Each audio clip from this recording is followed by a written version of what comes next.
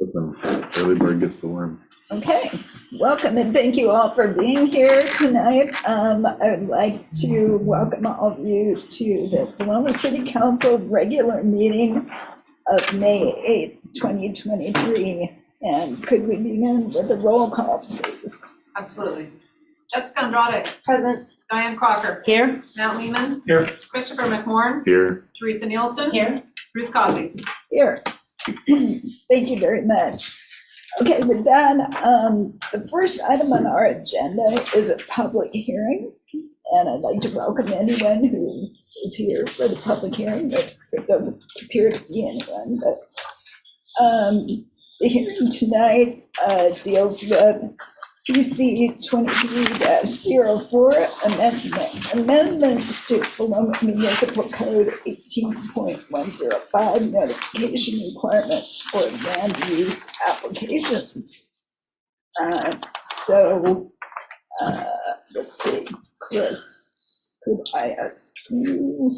I understand Patrick is not with us tonight, but you could review the agenda item summary. I can. So this is a response to updates to Goal 1 of the comprehensive plan, which involves citizen involvement. This was referred to the Planning Commission. They read through the new policies. They looked at the old policies to remind themselves of the changes, what had been implemented in the new policies. They looked at several other communities and their sample policies and things that they have in their conference plan, comp plans that have been updated fairly recently, and got some more ideas. And then they also referenced some of the recommended language that came out of the implementation strategy documents that Eco Northwest put together when they came out, or when they completed their housing needs analysis and economic opportunities analysis. They had some strategies for implementation. Some of the things that they talked about in there dealt with public process and outreach, and so they also looked at some of those comments and pulled all that together, went through a couple different drafts, and at the end the Planning Commission has held their public hearing and approved and recommend this go forward. So there's a staff report that's in there that we'll get to once we get to the public hearing. So tonight it's the kind of final public hearing, final opportunity for the public to be able to provide testimony, and the City Council will be able to deliberate and make a decision. And after the decision tonight, then we'll look at bringing you an ordinance that will adopt this language and actually make the changes to the code. Okay, thank you very much. Before we open the public hearing, since we don't have any applicants' presentation or public testimony, are there any council questions of staff? Okay, hearing none. I think best practice, if you're going to open the public hearing, ask if there, even though there may not be anyone sitting there, ask if there is anyone who wants to testify, and then close the public hearing. All right. I know it's a formality. But we do have people in the audience. It's true. All right. May I then go ahead and open the hearing? Yes. All right. At this time, then I will open the public hearing. Is there anyone who wishes to declare a conflict of interest? No. Is there any rebuttal of those non-disclosures or lack of disclosures? All right. Are there any objections on jurisdictional grounds that this is not the appropriate place for this particular hearing? All right. Since we have heard the staff report. I haven't covered the staff report yet, so I can do that. I'm sorry. Go ahead. Okay. So staff report, this starts attachment A. The purpose of Chapter 18105 is to establish standard decision-making procedures that will enable the city, the applicant, and the public to reasonably review applications and participate in local decision-making process in a timely and effective way. That's from the first paragraph of the summary page. Tell you from the planning standpoint, Pat Deppa, the planner, did this review. He's not able to be here with us tonight. He wasn't feeling well. I told him to get feeling better so he can be here tomorrow to get some work done. So I told him we'd cover this tonight for him. But basically when he's looking at this, he's looking at what are the requirements to amend the city code, right? So that's the criteria is what we're doing is it's a code amendment. What are those changes? So when we're looking at it, decision-making criteria is on page 2. We're looking at statewide planning goals. Is it compliant? Are there any comments from any federal or state agencies that we need to take into consideration? We didn't receive any. We did notify Department of Land Conservation Development as we're required to before we make any changes to our development code, which this is. Any applicable intergovernmental agreements, not applicable. And then fourth, any applicable comprehensive plan policies and provisions of the code that implement the comprehensive plan. So we looked at the comprehensive plan itself, specifically chapter 1, citizen involvement policies. And there's, as you can see, a number of new policies that are in the comprehensive plan that directly relate to public outreach. So looking through all of those criteria, I won't go through them individually for you. They're listed. The finding on page 3 is that the cities discuss the topic openly. We've had multiple public commission meetings. The city is holding the public hearing before planning commission and now before the city council, affording the public an opportunity to read it, review it, provide comment and input to be involved in this process. Notice of the meeting was posted in 6 public places, published in the Gazette Times, posted to the city news or the city's website, monthly city newsletter, notes to the city weekly email. So we've done a lot of public outreach on this process. It's received a lot of attention, and we've got a full room of people that are really, really concerned about this topic. I'm joking, it is an important topic, but really what we've found and over the years is that people elect elected officials, and the elected officials appoint people to the planning commission to do a lot of the work that they're not that interested in until it affects them and their personal property personally, right? And then we'll hear from them. But until then, this is work that they just elect you and expect that you're going to do for them, which is why we don't have a bunch of people in this room right now all clamoring for something, is because for the most part, these are very agreeable things. You'll notice in the language that a lot of the outreach that we've done in the past, we've expanded or we've added to a little bit of clarification. So that's what you see in the language. You do have a red line version, which is the attachment. And so I'd be happy when we get to that point to answer any specific language that's there.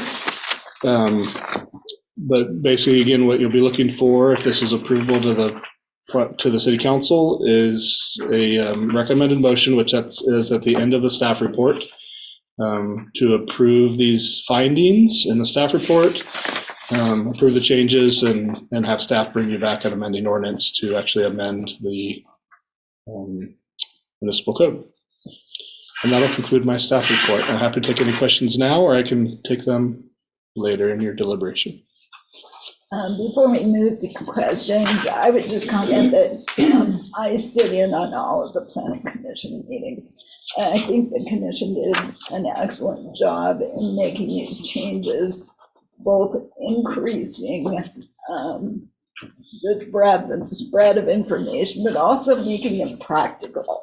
So, I was concerned when some periods of notice were shortened. Like, why would you do that? But it's because we had notice periods of 3 or 4 different links, so which would drive me crazy. So it's much more practical this way. And I know that sometimes people think that by sitting on a planning commission or something like that, you don't really have an impact, but it really isn't true.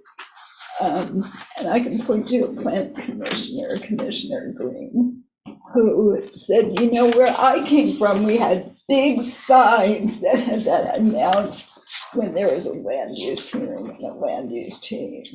And because of that, now we have big signs. And now they're going to be posted more frequently, so they're more visible to people. So it seems like a small change, but I think it has a big impact. So with that, are there any questions of staff? Yes, Commissioner Lake. Counselor. Yes, it says a sign will be posted. I'm assuming that staff is going to be responsible for posting that on these sites. Potentially, we're still looking at the idea of the applicant in some cases being required to post that. But the default until that gets worked out is that, yeah, staff will post it on site. So then the follow-up question is, do we make any adjustments to the permitting process or fee schedule to Yes. accommodate that? And you'll see that next month. So yeah, we've sat down based on this. Again, we didn't want to be too presumptive, but based on tonight's conversation and how the vote goes, staff has already sat down. I sat down with Pat and looked at all of our application fees. So if you look at the first page on here on all the different types of applications that we do, we've sat down and we've figured out literally dollars and cents. How much does it cost in staff time, notification, sign postage, and we've tried to accurately reflect the cost of an application, an average application, because they're going to vary for each of these. Because we don't charge the administrative fee or the application fee to make money. It's to cover the cost of that application that private property owner is creating. And so I do think with the changes you'll see next month, they will be more reflective and they will account for this extra time that we're going to take for some notification, including some additional mailing cost and additional sign cost. And the finance committee did review it. Correct, thank you. That went to Finance Admin Committee and they took a first look at it, and that'll come to the City Council. Counselor Thank Crocker. you. Can you describe the size and structure of the sign? Are they little cardboard ones, or are Ruth they will go and get one for you. awesome? So yeah, we have kind of a standardized one that we've been using on some of the larger applications where it's required already. The big change is we're dropping down requirement for anything, any type 2 or greater. So even a type 2 application, which used to be just a mailing to the JS property owners, we're now get one of these Wow. on site. That's Nice. impressive. So, Isn't that cool? and we'll modify some where, if it's a downtown business and they don't have a place to plant it in the ground, we'll do some where it doesn't have the stake on it and slightly modified, but it'll have this general information. Very It's going nice. to point them to the website. We're not going to try to put all the land use information on a little sign for people as they're driving by. Do you want to show it to the camera so they can see? Oh, although the phone number is wrong. I'm just kidding. That is super I great. do have a question. Sure. First, a comment. I love the idea of news outlet in place of published newspaper. That's more of what we're doing now. I think that was a really good update on that. But I do have a question about the language piece of at each access point and at least every 250 feet along the public right-of-way. Help me understand that more. At least every 250 feet seems like that doesn't end. I mean, could you clarify that piece to me? Yeah, so primarily what we do now is we try to find where does it make the most sense. Typically, that's going to be near the driveway or near an access point. For most parcels, they're small enough that you're going to see that. If it's a corner lot, they may have 2 different accesses larger, so you put 2 there. If it's a large development, an annexation or a large subdivision, putting one on the corner is probably not going to be sufficient. So the idea was at a minimum every 250 feet along that street frontage. Okay. On either side, you would put the signage just so it was more prevalent. And, we're not trying to hide the sign. We want it to be prevalent, but we don't want to put a sign every 10 feet either, right? So there's 250 foot to the Planning Commission. We looked down the map, that felt about right for them. It's about 5 lot widths, so. Yeah. All right, thank you. But can we get into trouble if there's 250 feet deep and we don't put one? I mean, should we designate that it is the It front says street line? frontage. Okay. It says Along the frontage public right. It does say that, okay. along the right of way. Yeah. Counselor McMorrin. First off, big fan, because I feel like this addresses basically all of the concerns I remember from our previous land use hearing. And so I'm very grateful to the Planning Commission for their work on this. One thing I noticed was just there's some inconsistency with 14 days versus 14 calendar days. I just think it should either say 14 days everywhere or it should say 14 calendar days everywhere. I don't know if that makes a huge difference, but just some places it said it, some places it didn't. So that was just one note. Was the intent calendar? Yeah, the intent's calendar, and part of that is we're gonna schedule those postings strategically. So if we get an application out on Tuesday, we're going to provide notice that next Monday when the mailings go out. We'll push that out to everybody of essentially all the applications we received that week prior. Oh, okay. So they'll go out Monday, so that'll give us time before that next hearing. So right now, we kind of do it as we get it, and it gets approved by the planner that it's complete, then it's kind of going, but it's really random throughout the week on when that happens. So we're going to standardize that, which is why we went to this more like a 14-day rotation, because now you get the notification. Now 14 days later, then the published notice will go out, or the hearing will take place, or whatever. We've actually already made that switch. Okay. Some of you should be receiving, or all of you actually should be receiving that weekly email about land use notification. Yeah. Okay. You know, typically, and Jim, you could jump in here. I mean, typically calendar days is the default. If you mean business days, and it's going to clearly say business days. If it just says days. I do think the point is well taken, that if you sometimes use a combination of words and sometimes you don't, then you've introduced an ambiguity. Why is this different? You must have meant something different. Jim, do you have a preference on using calendar or not using calendar? I think that maybe what we ought to do is not use calendars, and then in a definition section where the code, when we say days, it means calendar days. Okay. And probably excludes holidays, and, you know, if something is due on a date when the city is closed, that there's ways to take care of that. And I'm wondering if there's not language elsewhere in the code that defines that. So we can take a little closer look at the days and calendars. And then I just had one other just sort of like curiosity question, and I feel like I can imagine the answer, but just for mailing record or mailing notice to everyone within 400 feet for type 4 and 250 feet for the other types. Just sort of what the decision making on that was.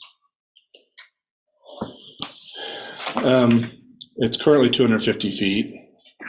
So the thought there was, if you're dealing with a type 4, which is going to be an annexation, primarily it's going to be an annexation, that we would just want to expand that radius. And so we went up to the 400 feet just for those specific type 4s. Of those specific applications for the type 4. Your general, like this is a type 4 application, right? So it's a change to the development code. It's type 4, but we didn't send notice to anybody. It just went to everybody. We just publicized it in all these places, right? So you're really just talking about annexations that are going to be a type 4, a subdivision's a type 3. So it's really just in the case of annexation, we want a larger sphere of people within that property that may be affected to get notification about it. Okay. Can I add a note in there? Sure. Right now, in a kind of an oddity in the code on annexation, in the annexation section, it stipulates if an annexation is under 5 acres, it's 250 feet. If it's over 5 acres, it's 400 feet. Okay. Which is difficult. Yeah. It's inconsistent. Yeah. And to find it in an entirely different section of the code. So this simplifies it. Okay. It makes it consistent. Cool. Thank you. I actually have a question. If we're providing notice to news outlets that regularly cover the city, which to my mind is the Philomath News, does that mean we still have to advertise in the Gazette Times? I would argue that the Gazette Times also frequently covers Philomath, so we will notify them as well, but we are not required to pull an ad out and advertise. We're required to notify the news outlet of the hearing. So that was the distinction that was made, is we can't control that they're going to publish it or not unless we're paying for that advertisement. And the cost of that advertisement is so expensive that really our stance at this point is we're going to notify outlets. We've met a requirement, and it's up to the outlet to decide whether or not they're going to let the public know about it or not. There's so many other ways that people are getting their information now, to put all of our money and all of our efforts into a paid advertisement that, anymore, I would argue that the majority of the population didn't seem like the best use of our funds or efforts. So we'll notify, and we're done. Okay. Other questions? Okay. Is there a request for continuance?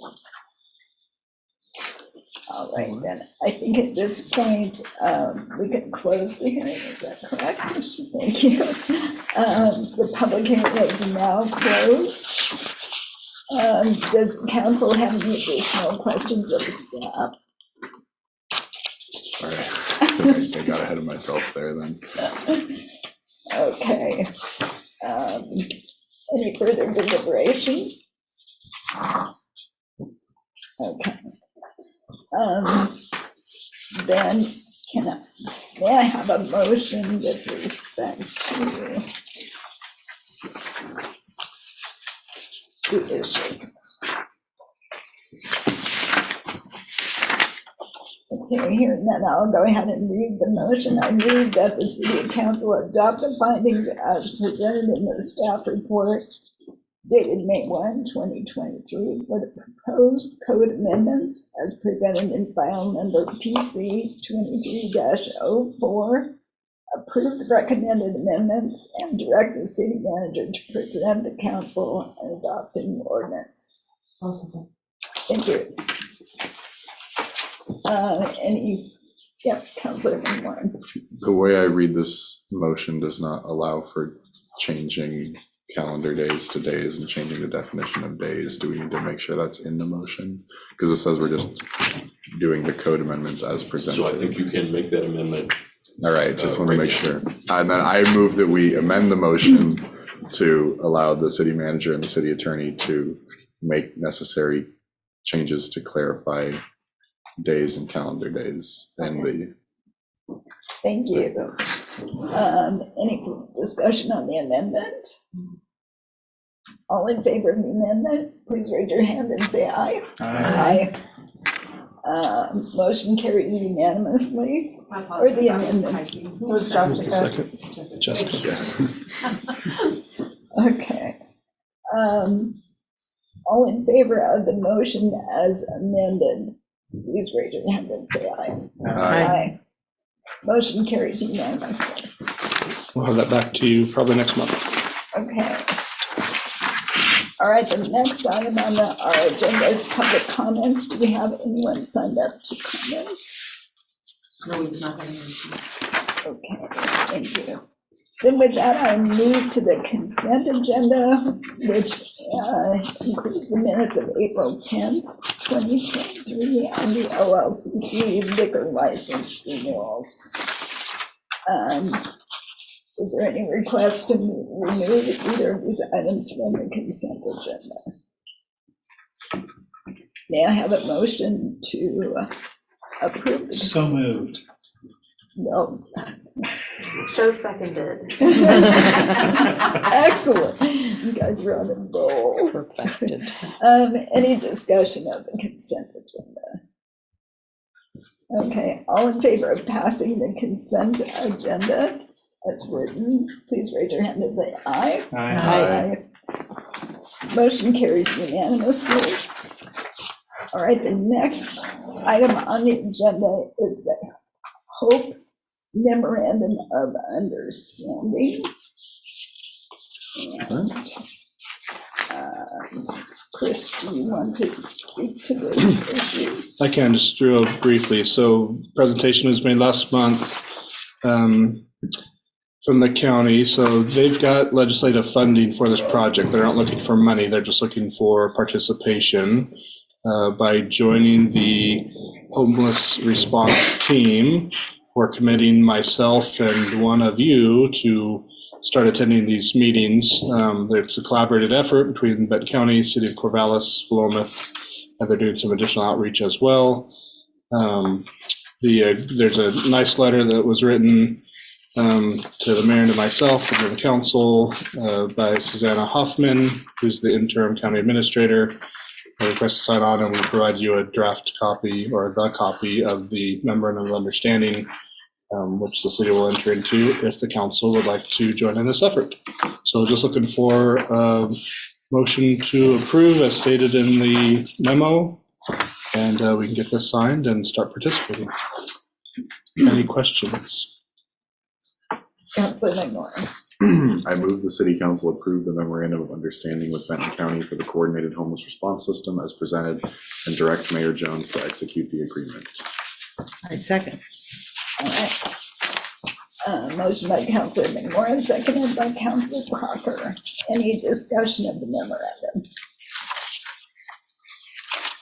All right. All in favor of the motion as stated, please raise your hand and say aye. Aye. Motion carries unanimously.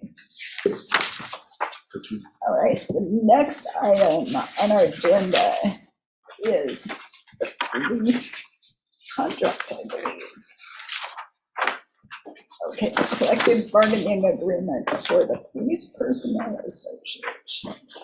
And Chelsea and Chris, I think this is a joint effort. I'm gonna let Chelsea take this. So we have here the Plymouth Police Personnel Association collective bargaining agreement, which would be valid July 1st, 2023 through June 30th, 2026. We have negotiated with our bargaining team and the police, represented police personnel bargaining team on this contract. We had very good bargaining sessions with the police association and have agreed and settled on the contract as presented. We are looking for a motion to approve Resolution 23-08 ratifying the Plymouth Police Personnel Association collective bargaining agreement. Thank you. Let's see, do I have a motion to approve? Okay, second. Second. All right, motion by Councilor Nielsen, seconded by Councilor Crocker. Any discussion on the issue? I guess just if Mike is here, I'm sure this is true, but just with the results of this, does that keep what we've budgeted for police staffing in the current budget, proposed budget, about the same? Yes. Okay. Yeah.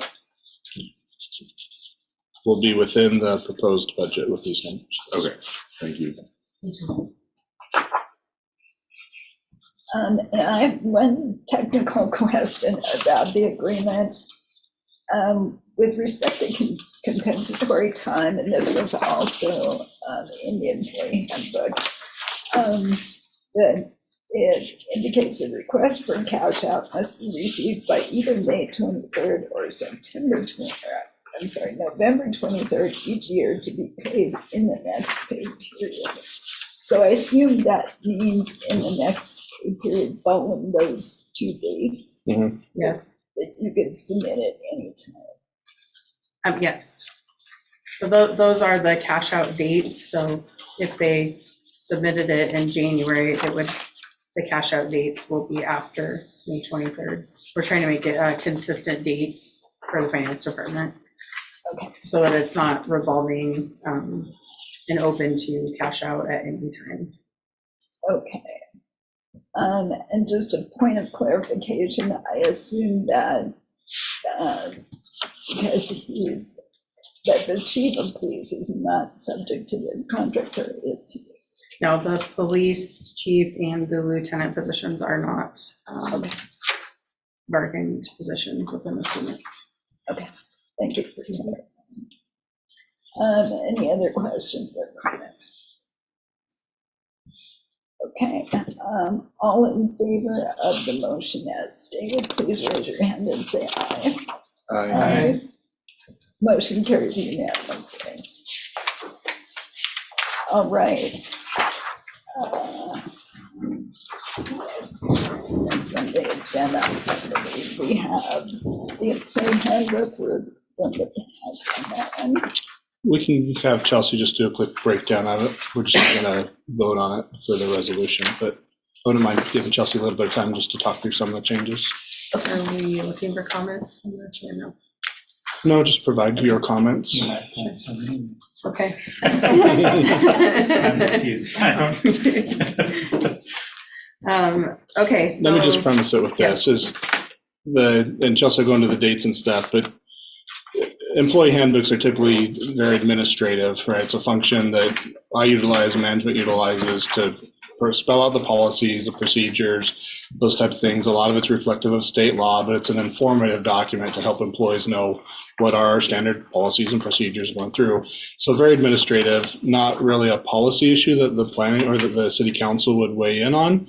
But because we haven't updated this since 2005, we wanted you to have take a look at it, go through it, just be aware that we've got it there, where the policies is. There's been several questions as before we went into union discussions about some of our policies and our benefits. So we just want you to be aware what they are, what those updates are, but we aren't looking for the council necessarily approve them. But it is important for you to just know that we have an employee handbook and it's been updated. And, you know, we do let our employees know what our policies are. And so you're aware of what that is. So with that, Chelsea, yeah, if you just want to hit some of the high marks on Sure. some of the bullet points. Yeah. So the employee handbook that we are currently operating off of was written and handed out to employees in 2005, so that's almost 20 years ago. We obviously have had procedures, policies, things that have changed during that time. We've had to. There are a lot of outdated policies in that handbook. And so what we have tried to capture is pulling our processes and procedures from the people who have been here a long time and know the changes that have been made, looking at those to see if they're still consistent and legal, and trying to formalize those so that when we're all talking about something, we're not, you know, one person does not have the knowledge that it is in the book, and that's what we're working off of. So I think everyone here is going to appreciate that, having something that's been updated and consistent. And we hope we'll be looking at the CIS recommended updates. They do an annual recommended update so that if something major has changed in employment law, they will recommend that we update and add that. And then we'll just be doing regular updates on looking at this so that we don't get to the nearly 20-year mark again. And so this has been reviewed by CIS. Some of the policies, the original policies, I think have been looked at by city attorney's office probably over the years 20 for years ago, one maybe. policy or another 20 years ago. I don't remember it exactly. Yes. So we have merged some of our existing policies, but there are a lot of updates. So there just are a lot of things that have changed in 20 years. So you'll see maybe some policies that seem unfamiliar that are newer, and then just updating laws, Oregon sick leave laws, the new paid leave Oregon is in here. So kind of a lot of work to pull all of that together. I did give a little summary of some of the substantial changes. Added Juneteenth as a paid holiday starting this June so that we can recognize that holiday. The longevity pay discussion that's been had is reflected in this policy. The incentive pay program, so we had mentioned previously that the city has an incentive pay program, but it's been different. We touched on this in the police bargaining agreement as well, that we're trying to make that more consistent, making sure that our incentive programs are relevant to the work that we need now, and that's not something that is in a job description of modern times for that position, as we found in several cases. So that is one of the things that we did. And we went through for gender coded language. I actually went through CIS's version even and changed some things that I didn't feel like had addressed in their version. We are adding a paid opt-out option for employees who are covered by other group insurance. So CIS allows us to pay employees $100 a month if they opt out, which will save the city money. So if you have people who are double covered for a full family just because they might say, you know what, we'd like to have that additional $100, and it would save the city a substantial amount of money. So we're adding that. And then I've just made a little list of the policies that have been updated that have kind of come out in the last 20 years that are new policies. And we do have some information on the staff report that we're not looking at currently, but wondered if, anyone has any comments on it. So we did receive some comments on some scriveners, corrections, all that. We're happy to take those. But really, otherwise, if you have questions, feel free to call me or contact Chelsea, and we can talk through the policies with you a little bit on where we're at with things. I just had a general question, and that is where will your updates come from other than internal changes to the CIS provide information? Yes, CIS comes out with a handbook template, which we started with on this. And actually, the previous version was a CIS template as well. That was just outdated. So we'll look at their recommendations. And then we, of course, have our attorney, Jim, has it often. This popped up. You need to take a look at this. So we just gather all of that information over the year so that we can do updates. Okay, thank you. Any other questions? Well, I have lots of them, but I think you're implying that I should email you or something. Yeah, so I've got the ones that you emailed. I can answer those. We just do that offline, and I can answer the questions, or if you've got other concerns. There's more, but Okay. yeah. Yeah, let's just set up a time we can go through. I'll email. Okay.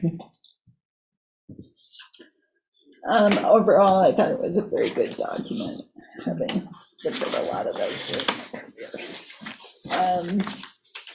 All right, with that, let's move on to the adoption of non-represented employee salaries, schedules, and cost of living adjustment. Chelsea, this My name looks is like on it's this. yours. Would you like to take the first stab at that? Sure. So we've touched on this a little bit, but just going through the history, and again, I'll presume everybody's kind of read through the memo already, but in short, going back to 2020, the budget committee was, looking at salaries and looking at benefits and looking at the packages, and made a strong recommendation that we actually made a proposal that we set some money aside to have a third party, non-management staff do a total compensation analysis. The money was put in the budget, and so we moved forward with that. It was also added into the strategic plan. And so staff engaged with that process. I tasked Chelsea with taking that on with her new role, or with her role as doing HR. And so she's did the RFP. That came and was approved by the Finance Admin Committee. Went out, we contracted with a consulting firm, HR Answers. And one of the first things they had Chelsea do was go through and update all of the job descriptions to make sure that they were up to date, that they were reflective of the work being done, they were reflective of experience and education requirements coming into the job, all those things. So those all got updated, went to HR Answers. I can't tell you in detail. HR Answers was here a month and a half ago, and gave a pretty good synopsis of kind of their process that they went through in collecting those job descriptions and getting to essentially to a grading schedule. Yeah, I was going to say template, but a grading schedule where each employee position was placed on that grade, and then there was some assurance that at that grade we were comparable and competitive with the market. There was also consideration to prior input from the city council that we didn't necessarily want to be paying our employees the lowest amount compared to the comparables, or even at the medium range, but that we wanted to be in kind of that 70-75 percentile compared to our comparables in the market, right? And we talked about that quite a bit. This is here, several years ago. The advantages of paying your employees a little bit above the average so that you can retain them, you can attract them. You pay at the lower end, you tend to just cycle through employees, and there's a cost associated with that. And so that was taken into account as well. And so at the end of the day, we got the pay or the grade schedule. With the grade schedule, there's some details in here that we were essentially provided with the option that depending on the position, we could stay within that market segment if we, give or take about 10%. So you can go up a couple steps or a couple grades, or go down a couple of grades and still be within that market. I'm not sure where you want me to stop and you to take over, so I'll just keep going. But you go up, up a couple, down a couple. So there were some minor adjustments that were made at the staff level that Chelsea and I gave input on to come up with the grade. And then once everybody's grade was settled on, then that resulted and rolled over essentially into the salary schedule, which is in front of you today. So, the kind of my big takeaway from this is, we used to look at only comparable cities that were relevant size to us, and we'd go up 5, down 5, similar to what we're required to do with the police department. That was done internally by the finance director, and what we were directed was that they wanted an independent third party, somebody else, a professional consulting firm, to come and do that total compensation package and present that to the city, which is what we've done. There's been the input from the staff has been pretty neutral. Again, updating job descriptions, providing some feedback on specifics on jobs where we felt like they were maybe a little out of line with some of the initial feedback they were giving us, and then some kind of final recommendations. And generally speaking, what we found is that our employees are getting paid at that medium range to 75%, and we've taken that information with us as we're negotiating contracts. And what we found is that most of the manager positions were well under the market. So much so, in fact, I've got some specific information in here that we're looking at minimizing the impact that's going to have on the overall budget. We recognize the public perception that management at cities and at local government and specifically are inflated and they're too high and everybody gets overpaid. But the reality is that when we had an independent third-party HR consulting firm do the analysis, they turned that not to be true, that we're actually under the market. So we've decreased the city manager position. We've slotted down on the grading scale the assistant city manager position. We've slotted down the director's positions, and we've slotted down supervisor position, our lieutenant and our public works supervisor. But we can only slot them down so far. We start running into the other employees, right? We start running into police officers and water treatment plant operators. And so you can't slot them down, but so far, and you start running into what we call compression on the HR side, where you're coming up against employees that you're supervising with those supervisory positions. So the schedule's been prepared. What we're looking for from the council is an approval of the salary schedule that's based on the work that HR Answers did. And then additionally, that essentially sets us right with the market, right? That gets us at that 50 to 75% of the market of where we want to be for the non-represented and management employees. And that'll set us right. And then we also, the last paragraph in here is on the cost of living adjustment. In order to adjust for inflation that we're seeing right now today, that's not reflected in all of this comparison that's been done, we're looking at cost of living adjustment as well. The most recent numbers we're looking at for the 12-month average is 5.2. We budgeted for a 5% cost of living adjustment to be conservative because I'd seen these numbers and wanted to make sure that we weren't going to have to go back and redo the entire budget. So we've budgeted for 5%. But we're also seeing that number start to creep down a little bit. And so I'm requesting a 4% cost of living adjustment for the non-represented and city manager positions. You'll note in the recommended motion, it still says 5. That's actually 4. So that's kind of just a typo. I didn't carry it down. So we budgeted for 5, but I'm recommending just a 4% for non-represented and management staff. I can tell you that is about where we end up with the police. Again, every individual police officer was looked at a little bit differently depending on where they were at, but it was no lower. In no case was it lower than 4% cost of living adjustment. That cost of living adjustment for the police was kind of built into their salary schedules. It wasn't like a salary schedule and then the cost of living on top of it. It was baked into it as we went forward. But their cost of living adjustment, as we just looked at going forward, will kind of go between the 1.5 at a minimum and no more than 3.5 for the next 2 years looking out, because we don't know where those numbers will be So we're asking again for that same adjustment for non-representative management would be that going forward will be at a minimum 1.5 and a maximum 3.5, depending on what the actual index is, right? So we'll tie that to the index. We're not just going to try to guess what number is going to be 2 or 3 years from now. We'll put a floor and a ceiling on it. So those are the recommendations. Those have been wrapped into resolution 23-10. And there's a recommended motion there. Again, the correction from 5% to 4%. Any questions on that from me or for Chelsea?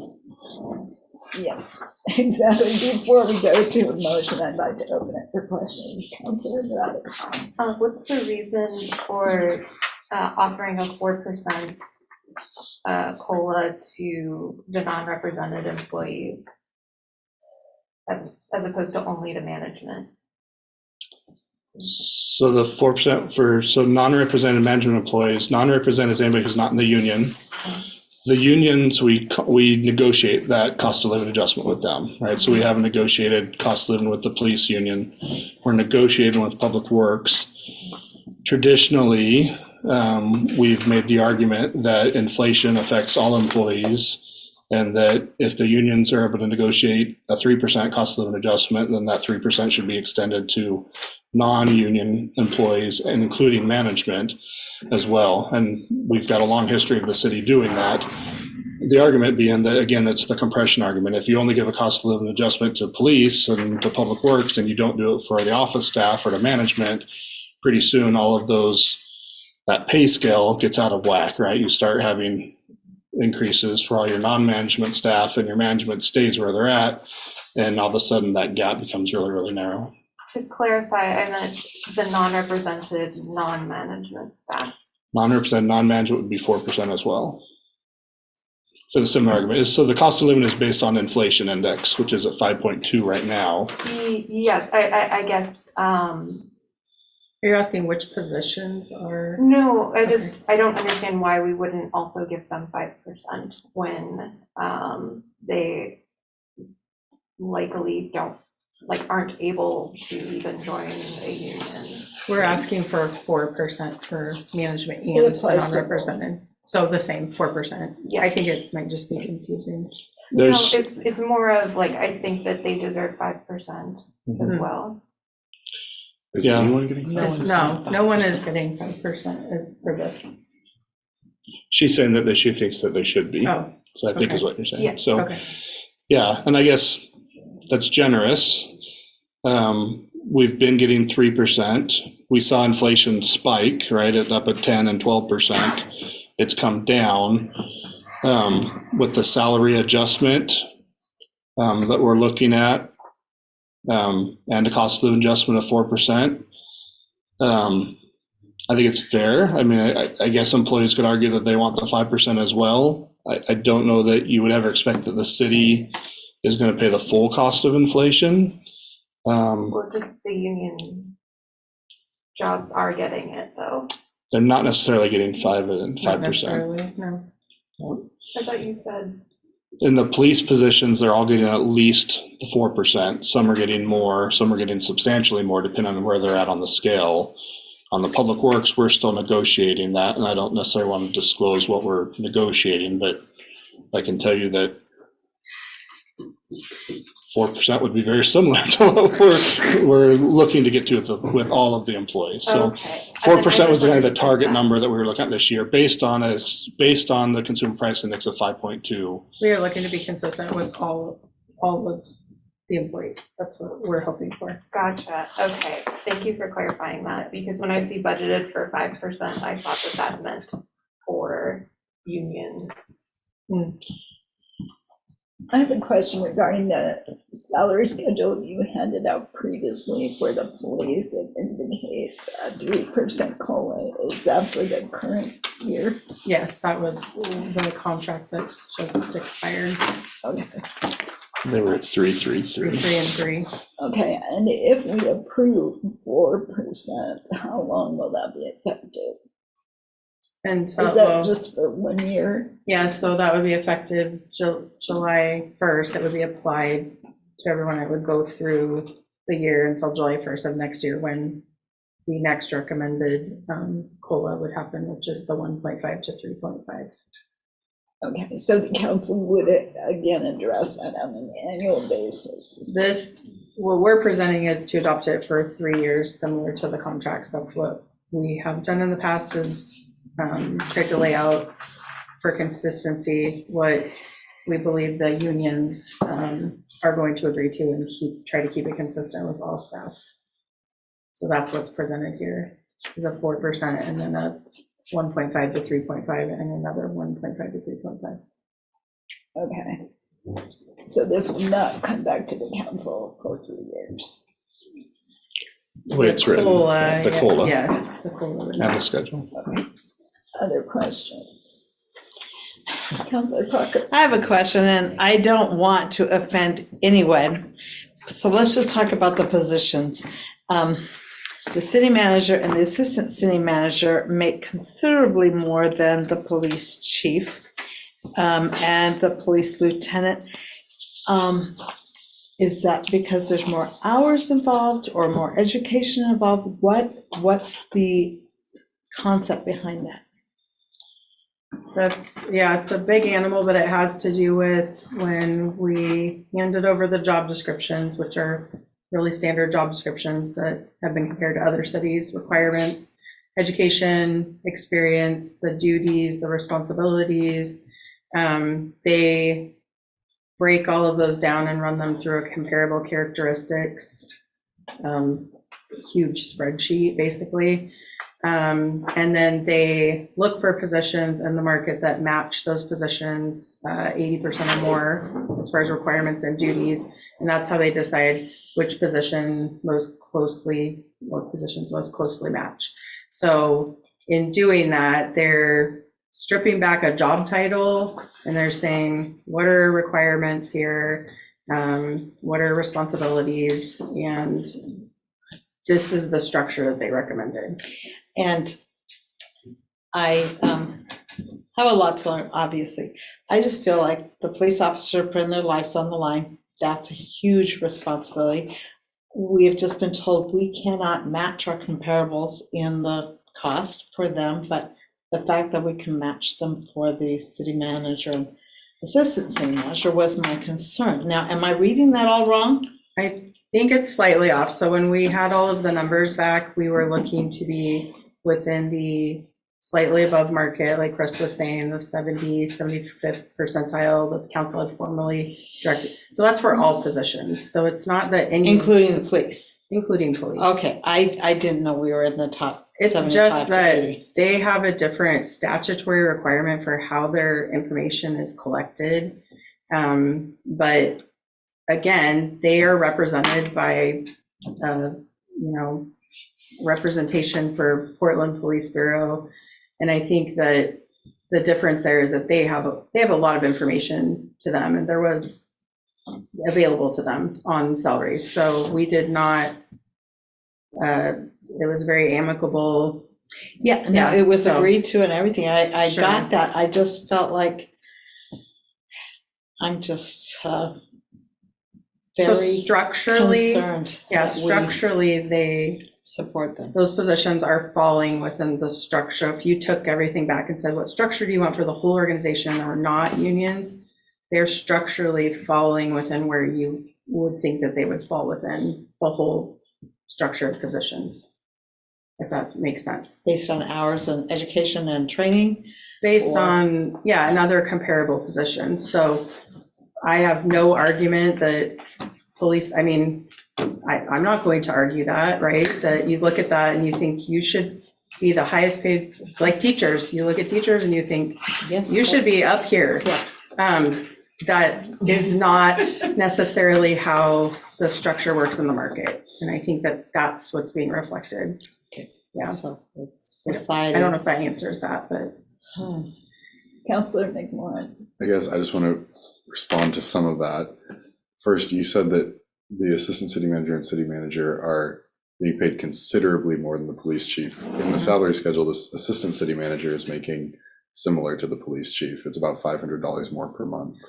And then I think the other thing is just to remember, when we're comparing the Philomath Police Department, we're comparing it to the Junction City Police Department or other smaller police departments. So I think, we can't compare it to Corvallis or Benton County. Let me finish. Because if we were comparing things to Corvallis or Benton County, Corvallis' city manager gets paid like $205,000 a year. So we're just not paying anyone what Corvallis is going to pay them necessarily. The Benton County administrator also makes about that much because it's a much larger organization. So I think I just, comparables, I know we're right next to those organizations, so it's easy to compare, but I think the same logic for why we aren't comparing, the police to those organizations applies to all of our positions. They're looking for a new county administrator right now. What's to stop Chris from going and applying for that job and getting paid a lot more? Same reasoning for what's stopping our police from going and applying for Corvallis Police Department and getting paid more. But I think just that's a note I want to put on that. And then I think the other thing just to remember about the assistant city manager and the city manager is that they supervise the police chief and the public works director and the finance director. So that's just one sort of the organizational structure, is generally people who supervise people get paid a little more than the people they supervise. So I just wanted to put those out there. Councilor Nielsen. I think for me, it's not so much, I understand the role of the positions they have, but it's the percentage of the increase in each of those two positions. If you compare the increase of the typical increases that we're seeing from current schedule to staff recommendation, that percentage of increase is much higher in those, not talking personnel, but just positions. The percentage of that is much higher than any of the other positions in our city. And so for me, I talked about broader base analysis. I understand that. And I also understand when you mentioned about, well, Corvallis city manager makes 205 with a population of much more, substantially more than what we have here. And it's not apples and apples we're considering or comparing. So I think it's that jump and that extreme percentage increase in a relatively short period of time that I'm really struggling with. Chelsea, go ahead. I already forgot what Christopher had said that I was going to respond to, but I think what's important is it's not asking for a percentage increase. This is a whole entire structure that was presented. And as Chris was saying, if you shrink it, if you're bringing some people up and you're pushing some people down, you're going to have compression. And our consultants, this is why they recommended, being further away is to avoid compression. And the reason that there's such a great change is that the management level positions have been, the positions that are non-management have been much more on track with the market than the management positions. And that's why it looks like a big increase, even with bringing the grades down, is because the reality is that this is what the study showed. We gave all of our information off to the consultants, and this is what they said. And they did say to us that when this happens, it can be shocking for a council or commission to see this, because we think you're going along and everything is how it should be, and it's a little bit shocking. So I hear that, absolutely. Councilor McMillan. I'm not going to speak about the city manager salary, but specifically for assistant city manager salary, I think one reason there's such a big increase is Chelsea was hired as assistant to the city manager, which is one salary, and she's now the assistant city manager, and has a much broader responsibility than an assistant to. And so I think that is a justified percentage increase. It's almost a different job that I think we need to pay appropriately.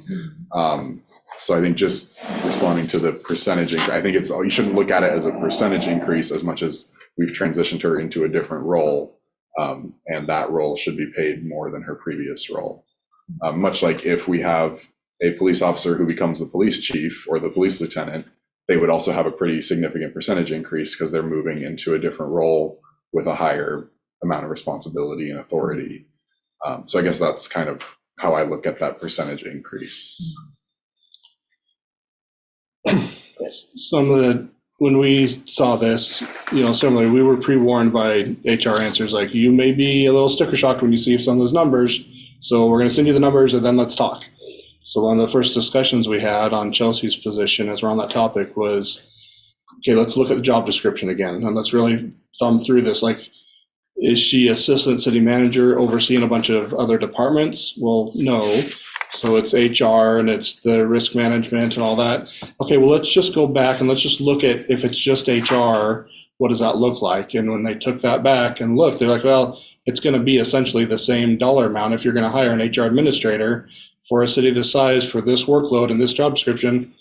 It's the same number, right? I mean, those are the same comparables that you're looking at. So there wasn't really any cost savings by categorizing her job description to just human resources, which is a large part of what she's been doing recently. We just saw the employee handbook and the union negotiations and this project in and of itself. So that's not to mention all of the disciplinary stuff and everything else that's going on a day-to-day administrative level. So it didn't make a big difference, right? So we did take a stab at looking at, are there other ways to massage this and really vet out that job description so that it's a better reflection of what she's doing that's going to save the city a little bit of money on the salary schedule, and that just wasn't there. So we kept with the assistant city manager position, and that is the pay that came back from the market analysis that was done.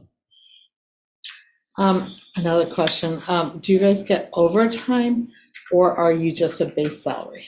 We're exempt, and the directors are exempt From overtime? from overtime, yeah. Other questions or comments? I would just comment that I realize these are significant increases, and I realize also that there was a concern in the community that particularly our management staff is overpaid. I think we clearly established that that's not the case, and I have no doubt whatsoever that even with these increases, either the assistant city manager or the city manager can go elsewhere and find an increase. So unfortunately, I think it's the reality of this market and these positions, but I'm sure it's also much cheaper than having to go through a search process and hire someone else. Yes. Am I understand you're taking a cut? It goes from 16 to 13? So when they came back, when I talked about the grade schedule, Yes, I'm looking at the table. And so grade 35 to 31. when you look at the grade there, I was graded or slotted at a 35. So there's a 5% difference between each slot. So rather than stay at that slot at 35, which is where they're saying the market is at the 75 percentiles. Okay, well, I don't necessarily need to be the 75 percentile. So here we go again. We're going to, artificially depress the management salaries for budgetary constraints and for all of these other purposes, right? So I'm dropping that from 35. The recommendation was to go no more than 2 to stay within the market, but we're going to 31. So that's 20% below where the consultant said that the city manager position should be. The assistant city manager, they had it at a 33. That's come all the way down to a 26. Because again, there's some nuances there, right? Chelsea doesn't oversee the public works department and the parks department, right? She works really in unison with the department directors. But again, this is saying just that one step above, because when I'm not there, then Chelsea's in charge, right? And so it is just kind of that one step above, which again is 5%. When it really comes down to dollars and cents, it's not a huge dollar amount for that assistant city manager position. So we dropped it down. Several notches. What is that? 7? How's my math? Times 5, so 35% below where they came out with market, which is substantial. But go all down the list. Even the finance director was at 28, slotted at 28. We dropped it down to 25. Police chief was 28, we dropped it to 25. Public works 20, dropped to 25. So even those are 15% below where the analysis said they would be. So no, I'm not taking a pay cut, but but we are slotting those manager positions down further than what the consultant said that they should be at, or what their recommendation Okay, was that at was that the they should be. recommendation. Counselor McMorrin.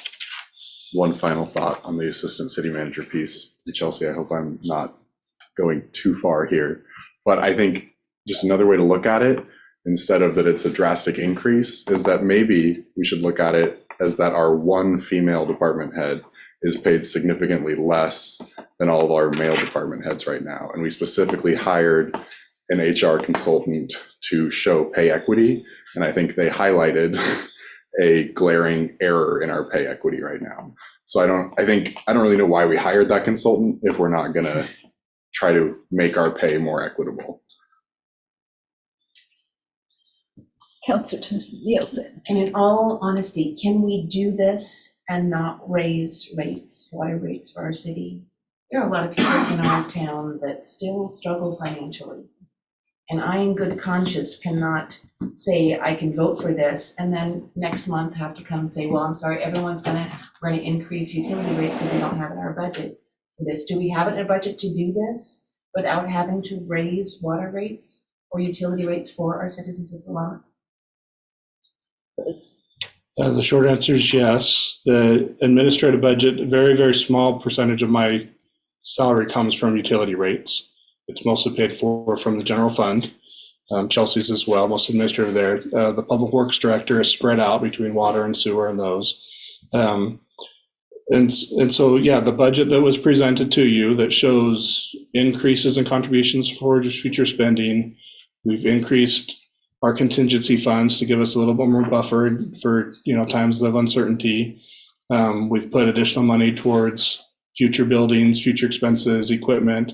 And we've ended to the end-in fund balance, and these are still built into that budget. So we're not reducing maintenance, we're not deferring any maintenance, we're not, reducing anything else that we're doing right now in order to afford staff. These are going to be able to be picked up with the increases that we're seeing in revenue from taxes. So short of a major tax cut of some sort, which the city has never done, these are appropriate and these aren't going to affect the budget negatively. Chelsea. I also think it's important to add that, especially with management level, that if they're at a step 7, to get them within market, truly, you would put them at a step 7. We have not recommended that. We've talked to all of them, and we would be putting them at the next step higher than where they currently are, dollar to dollar. So that does spread it out. It gives them more earning potential to get more in line with market. My position in particular is a little interesting because we now have hiring matrices according to pay equity laws, and we have some things and tools in place now that if you hired me today, you wouldn't hire me at a step 1 that I was placed at. So right now I would probably be more like a step 4, and the jump to even this out would not be as large. So that is part of the factoring, is just that at the time, with the knowledge that staff had on hiring, that was where they were at. And now we know that you take into account experience beyond what's required, education beyond what's required, things like that. So that's another factor, or a couple of factors with how this would all work and how this is put in place. We are not taking anyone from 7 to 7. We're trying to slowly get everyone into this schedule and get them closer to market. I appreciate Chelsea bringing that up. I'll just add too, we did that 3 years ago as well. When we found that we were a little behind, we weren't at that 75%. When we found what that 75% was, we moved employees to that next step up. And what we did is we added steps. We went from, in a lot of positions, went from 5-step schedule to 7-step schedule so that we could implement those increases over time. So they're, if they were topped out at a 5 and it came back and said the market was greater than that, we didn't just bump their increase. We added a step 6 and a step 7, and we let them step increase over the next couple of years rather than just doing a one-time, one big hit increase. We've done that with each of these positions. For the most part, we put them to that next step and got the increase You'll see on my schedule, very similar thing. We'll talk about me specifically in my contract next. Very similar thing, right? We're not looking to go to the step 7 because we're topped out now. That step 7, we're implementing this over the next several budget years. I would like to ask one specific question with respect to the utility billing clerk. A decrease is actually recommended. Is that position open at the present time? No, so we've had a little bit of a transition here with some retirements and such, and we've restructured. Well, the utility billing clerk is one, so we've restructured. So we have an office administrative person that's coming, that's been working here, that's going to go into that utility billing clerk position. It is a little bit of a decrease. However, later in the schedule, it's not, it kind of matches. So it's really just like the entry level. We do have someone that's going to be going in a couple steps higher because she does have experience, so she's not going to feel that. That was one position that we tried to adjust, and part of that is that we're trying to we are trying to start what cities that grow do, which is, you'll see like the accounting specialist. We're trying to make some levels so that we have the opportunity, if we have someone with experience, that we're not going to lose them and then say, well, they just left as an accounting clerk and we've lost all of their knowledge. Payroll is a huge thing right now, payroll law. We don't want that walking out the door. We don't want that person walking out the door because we only have one level here. So a lot of cities just basically make a 1 and a 2, or a clerk and a specialist. They have that. So you'll kind of see a little bit there that reflects that. Thank you. Councilor Lehman. Yeah, so if we adopt this new structure, I just want to make sure I'm interpreting it correctly, but essentially then everyone gets to the point where they're either going to get an 8% raise the next year or they're going to get fired. Is that kind of where we're at with, if we adopt this schedule? They'll get Well, they get the step, right, which is 5%, and then If they're eligible for a step, they would get the step. Yeah, they get the step on their anniversary date typically. So on your anniversary, you'll do the step increase. Right. So I'm trying to be too pointed at my employees. So we'll do a fictitious, if you're a director at a step 7 right now, and you've been at a step 7 for 2 or 3 years now, you're capped out.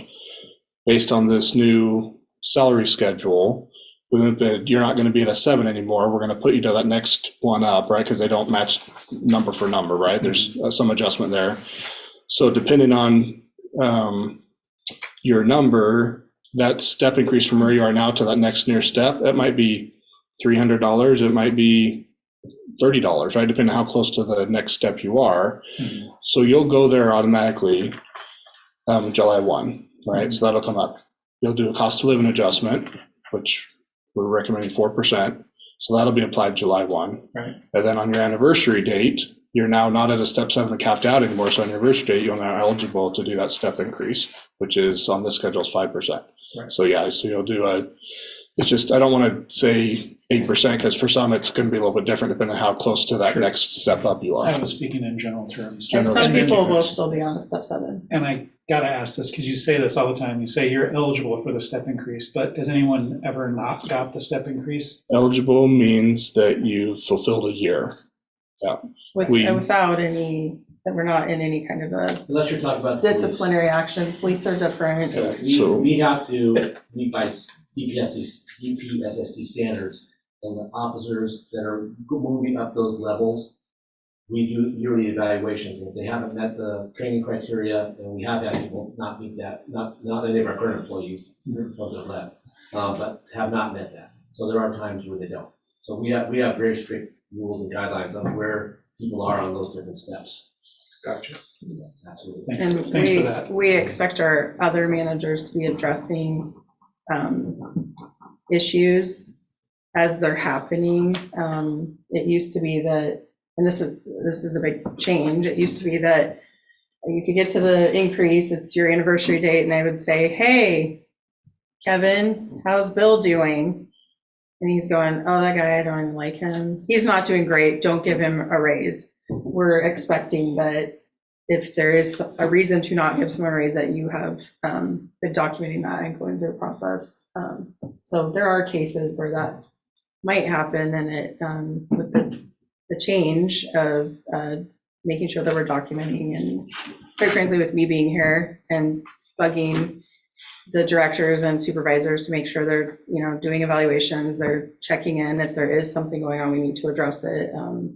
That would be a case where someone, we would be able to have to say no. So I to guess what I'm summarize- saying, though, is if you do not get fired, on your anniversary date, you will get a step increase, and you will also get a COLA of a negotiated 1.5 to 3.5%. So if you don't get fired, you're going to get at least a 6.5% raise every year until you top out, and then we'll just shift you up a line, and then it'll start over again. And so basically, indefinitely, if you don't get fired by the city, you get a 6.5 to 8.5% raise every year. Is that kind of where we're Well, at? once you hit a step 7, then you're topped out, and then all you're going to get is cost of living adjustment, which is where a lot of management's been for the last several years, is Sure, at yeah, step yeah. 7. And so we get the cost of living adjustment, which is inflation. That's not a raise. That's to keep up with inflation. So I don't see that as a raise. I see it as a cost of living adjustment, Okay, as it's defined. And then the step increases are, sure, and it's an annual raise that goes in there. But once you hit a step 7, then you're not getting that 5%. All you're getting is whatever the inflationary index is, Right. capped at 3.5% or whatever the negotiated number is. gotcha. And then I wanted to see if we can have a brief discussion about the origins of the 5% steps, and where that came from. And it doesn't seem arbitrary, but it seems very specific to me that it's 5%, and just wondering what the rationale behind the 5% is. We've looked at different models with HR Answers. We asked them to look at 5% between. We asked them to look at 7-step and 9-step with 4% or 3% between steps, and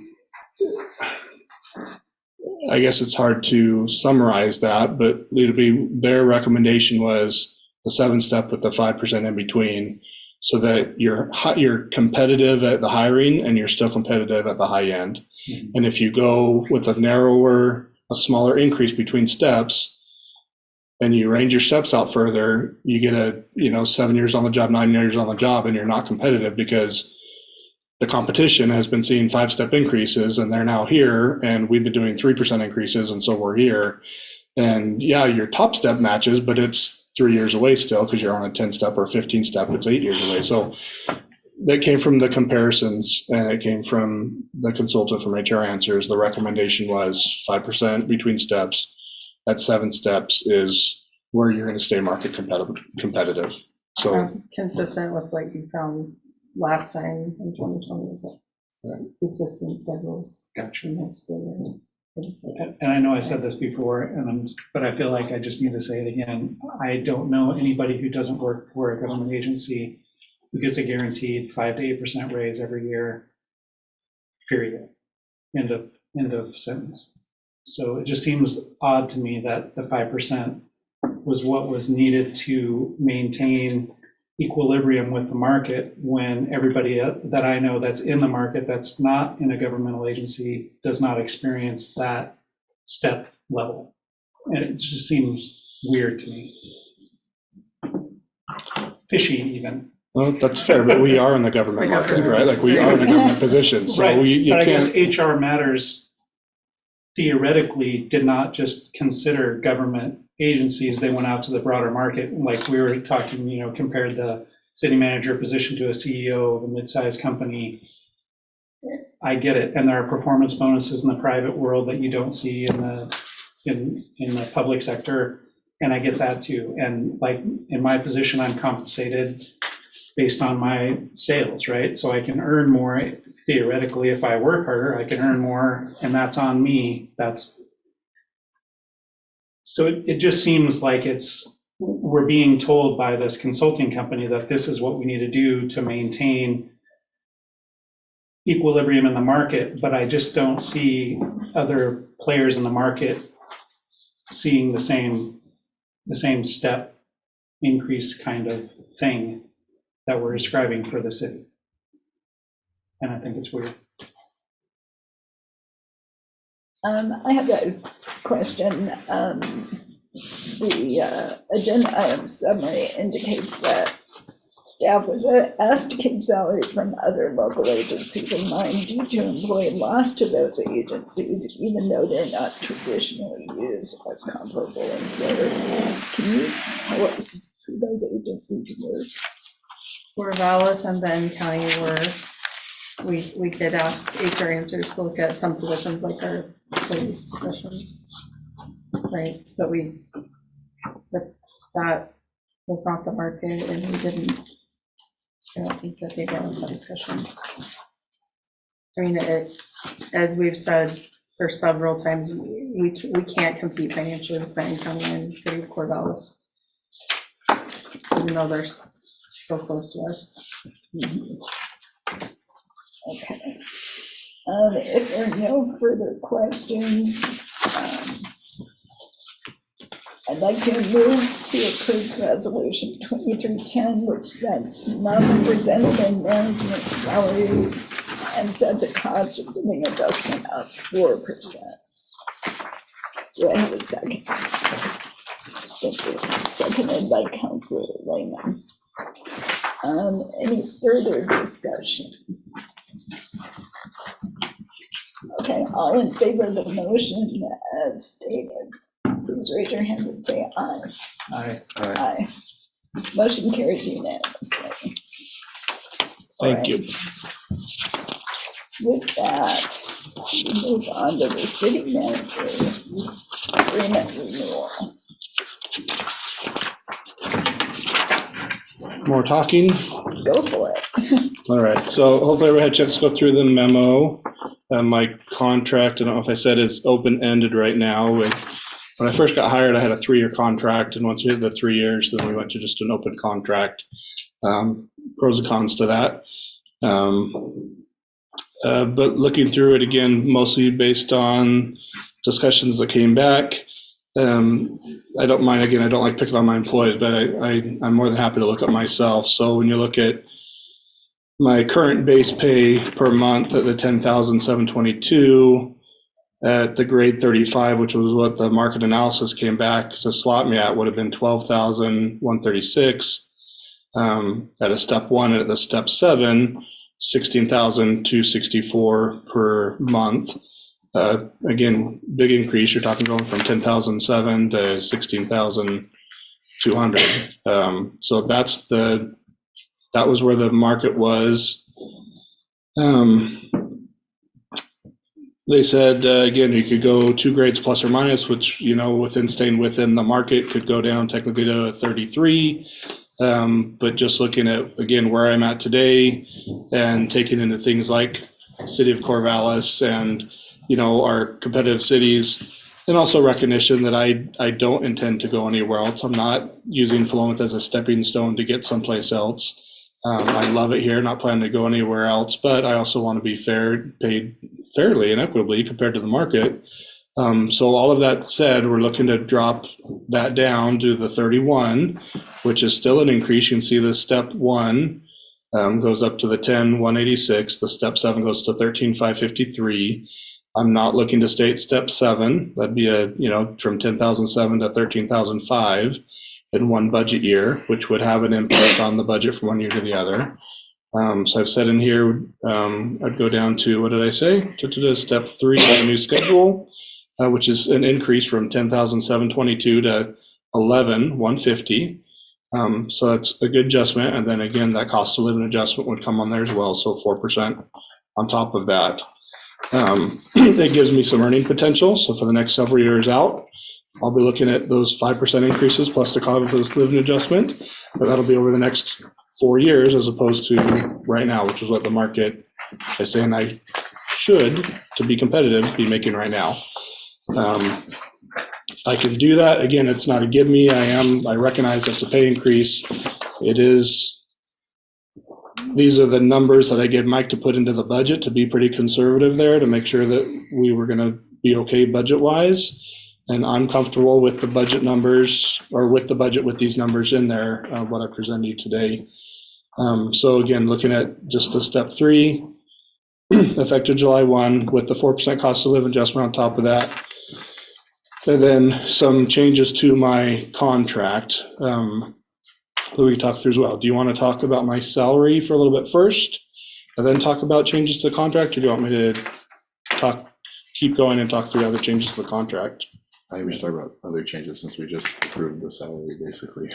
Well, that's, the schedule is there, Right. but it's not where my salary goes. I could be down at step 1. I think we and should be making less money. I would prefer we talk about the other portions, but Okay. I don't know if someone else would like to talk about salary. Oh, that's good. Okay, everybody's looking down. Keep reading, so I'll keep going through it. I do put in here recognition of the willingness for me to come down to that, which again is still substantial. I am looking for just a one-time signing bonus, so 3% of the newly agreed upon salary. So that's $4,175 that would be paid at my next paycheck for this fiscal year. I've double checked with Mike, and yes, there's money in this fiscal years to be able to afford that. It's just a one-time for renewing the contract with these updates. The other changes, what can I go to? So if you want to flip page to the actual contract agreement, I've got the new date in there. For the city manager's position, just being consistent, it used to say employee instead of city manager, so that's a quick Scrivener's type deal. At the bottom of page 1,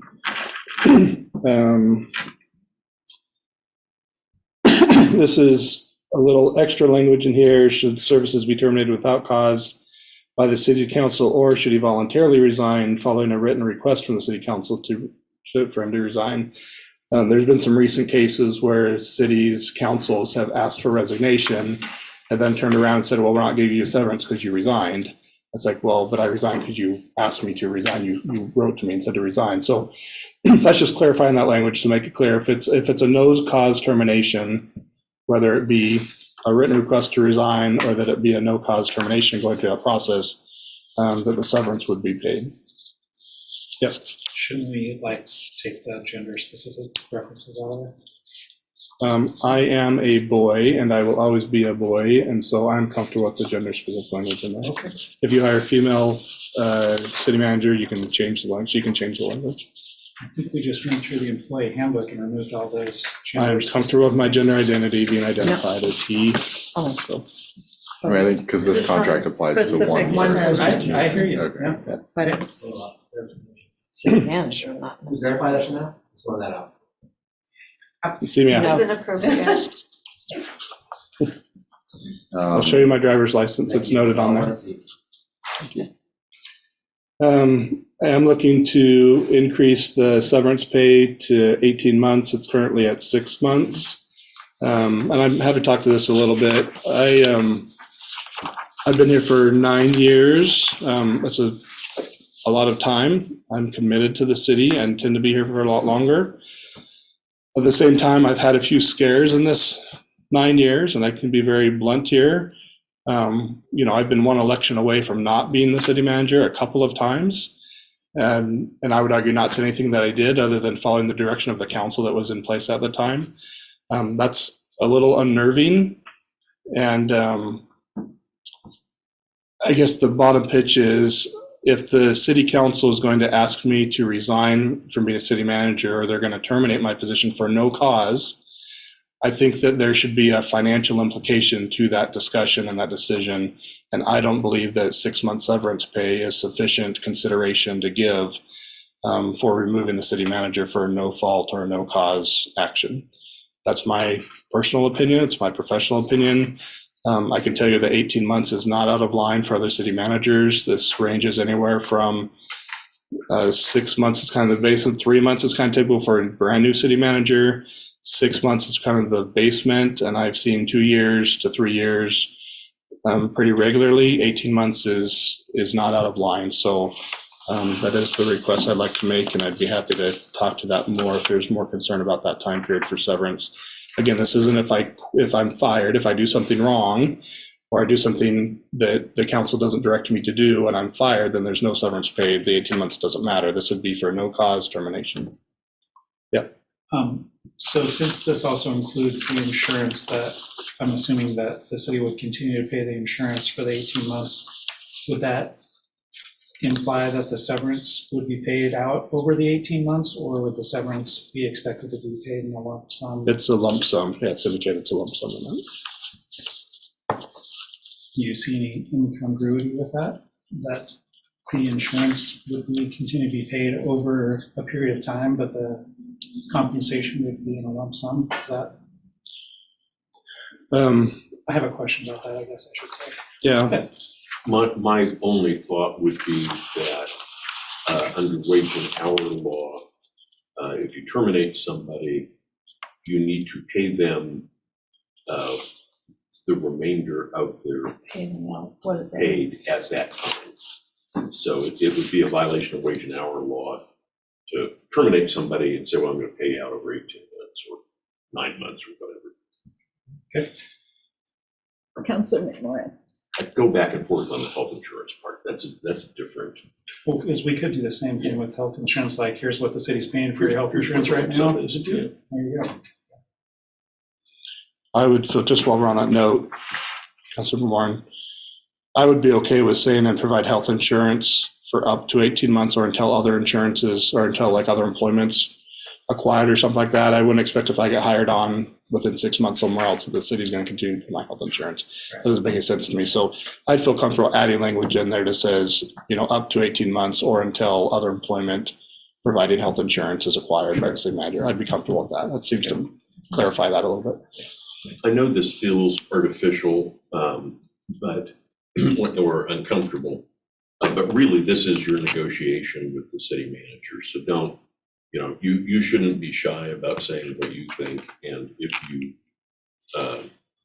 other than wages, which have a particular thing that you can't discuss in executive session, if you have other things that you think, oh, well, I'd like to talk about that as a group in private, we can set up an executive session to do that. So it's the other stuff, not the compensation portion that you can talk about privately if you want to. Councilor Lehman. So since we are talking about this, if there's termination without cause, I get that we need to have a severance package in there. I'm wondering if we also need to have a buyout, frankly. So if the county does a much better job of convincing our city manager that he needs to apply for that position than they have to this point, if we're going to supply an 18-month severance package, I think that we should also have some kind of a protection for the city in the form of a buyout for the city manager position. Could you expand on what that might look like? So then the county would theoretically write a check to Philomath as compensation for stealing our city manager, and that could be used then for the search process and everything of replacing that position. Because if the city manager leaves tomorrow, for example, we're going to have to go through a very extensive search and hiring process. It's going to cost us a lot of money, and the city's not going to run very efficiently in that process. Tons of faith in Chelsea, don't get me wrong, but it's just not going to run as efficiently. It's not. And so we're going to suffer some economic damages based on that. And I think that it's only fair if we're going to provide a severance package that we should also have a buyout so that we are protected as well as the city manager is protected. I don't know how we would force a third party to pay. Well, you don't. something You put it on the city manager himself so that he's So there's a poison incentivized pill on that end, yeah. Okay. to get some additional compensation from whoever hires him away or Sports teams do it all the time. I was going to say, Yeah. for example, Actually, there is language in statute that you can do that with police officers if they, if you pay for them to go to academy and they, why are we not doing that? it's complicated. Okay. That's the other way. if you lose them within 3 years, then the agency that hires has to pay the training cost for the previous 3 years. Yeah. That's a statute. They always leave that to the third year. Yeah, they wait Yeah. the day The after. day after. Counselor McMorris. So I'm not an expert on labor, but just This isn't labor, this is employment. sure. See, and that's a prime example of what I'm talking about. No collective bargaining. You're so right. You're so right. But just for, and again, this is nothing personal, for firing with cause, what is sort of the process for that? Because this only outlines the process for terminating without cause. Like, how do we prove cause? Is that like a general thing that applies to any time? Because there's nothing in here that outlines with cause. So you could specify some things. You want to be cautious because does that become an exclusive list? And it's Right. only if your city manager commits a felony, may you fire him. Right. Because I guess like I'm worried, like what if, there's probably a list of things that everyone would agree, common knowledge. The city manager starts striking people physically. sure. You're going to be able to terminate them for cause. Yeah. Probably any kind of misappropriation, you're going to be able to terminate for cause. Help me out here, Chelsea, what are some other good? What are some other things Chris could do wrong? A violation of city policy. Violation Brings a gun to his office and shoots a hole in the wall. That happens in Yeah, a city I other work in cities. sometimes. Yeah, just for instance. We'll unpack that one later. As an example. Just cleaning it. It gets a little tricky when you hear about things like, a city manager who did some shoplifting and might get terminated, but then brought back. This is true. I'm sorry. These are all That's true one stories. where you We're just- sorry. Where you just But kind you of go, put- I don't get Put it. us on the spot, so. And it was the second time. So that's that. But only the second time. But only the second. Not the Yeah, third. that's a good point.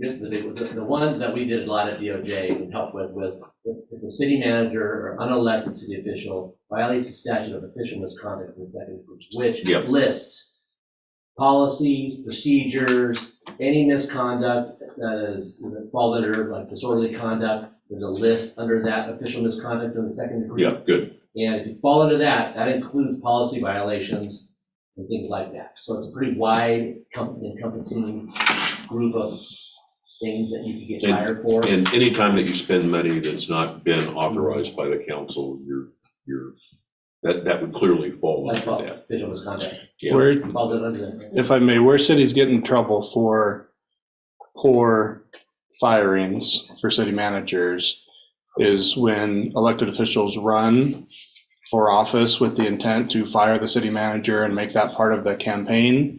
And on the first day of office, they walk in and fire the city manager or the first meeting, unbeknownst to close. Those tend to be a little problematic for cities, and they usually have to try to defend those. And usually the city manager still stays fired, but they get a pretty good settlement out of Yeah, it. it ends up being a termination, just an at-will, not for cause. And so you pay something.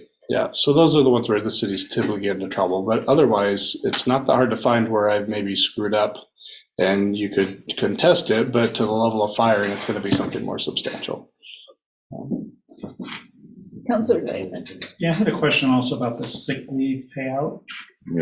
360 hours of sick leave is a ton. I don't know how much you get every month, but like, that seems like a lot. That comes out to 31 days of work, 31 and a half days of work. That's, I don't know, it just seems like a lot.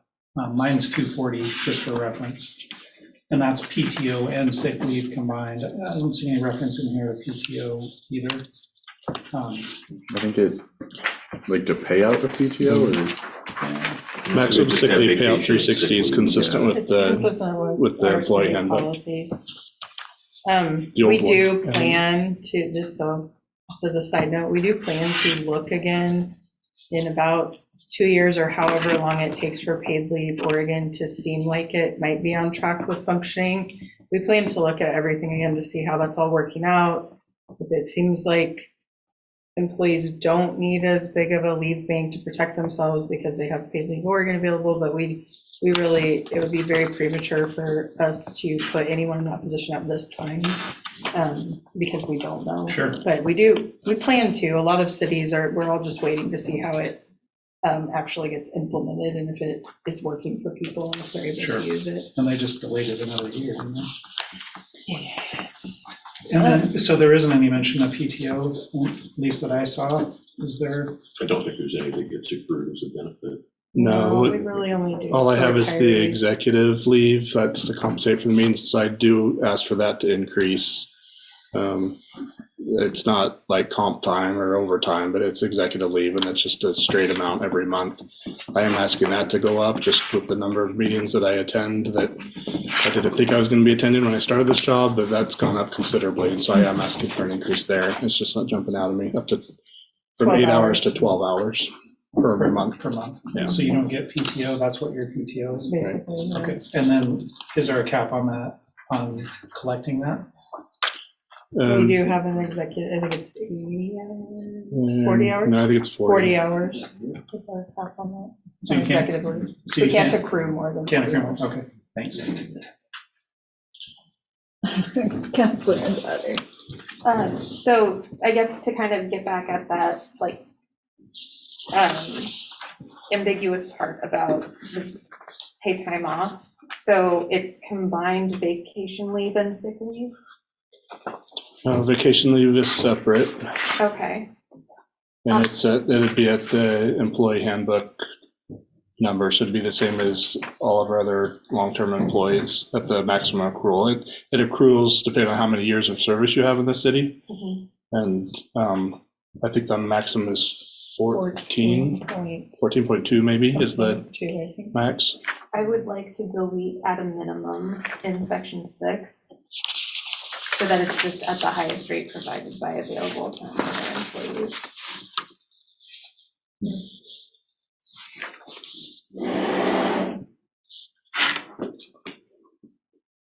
So you're right, at a minimum doesn't add anything. Yeah. I mean, it just says that Yeah. you might end up paying out more than that. Yeah. So where it says here that be compensated for all accrued vacation time, you're saying you don't accrue vacation time? Is that what I accrue vacation time now. Where are you looking? that's at the. That's section 6.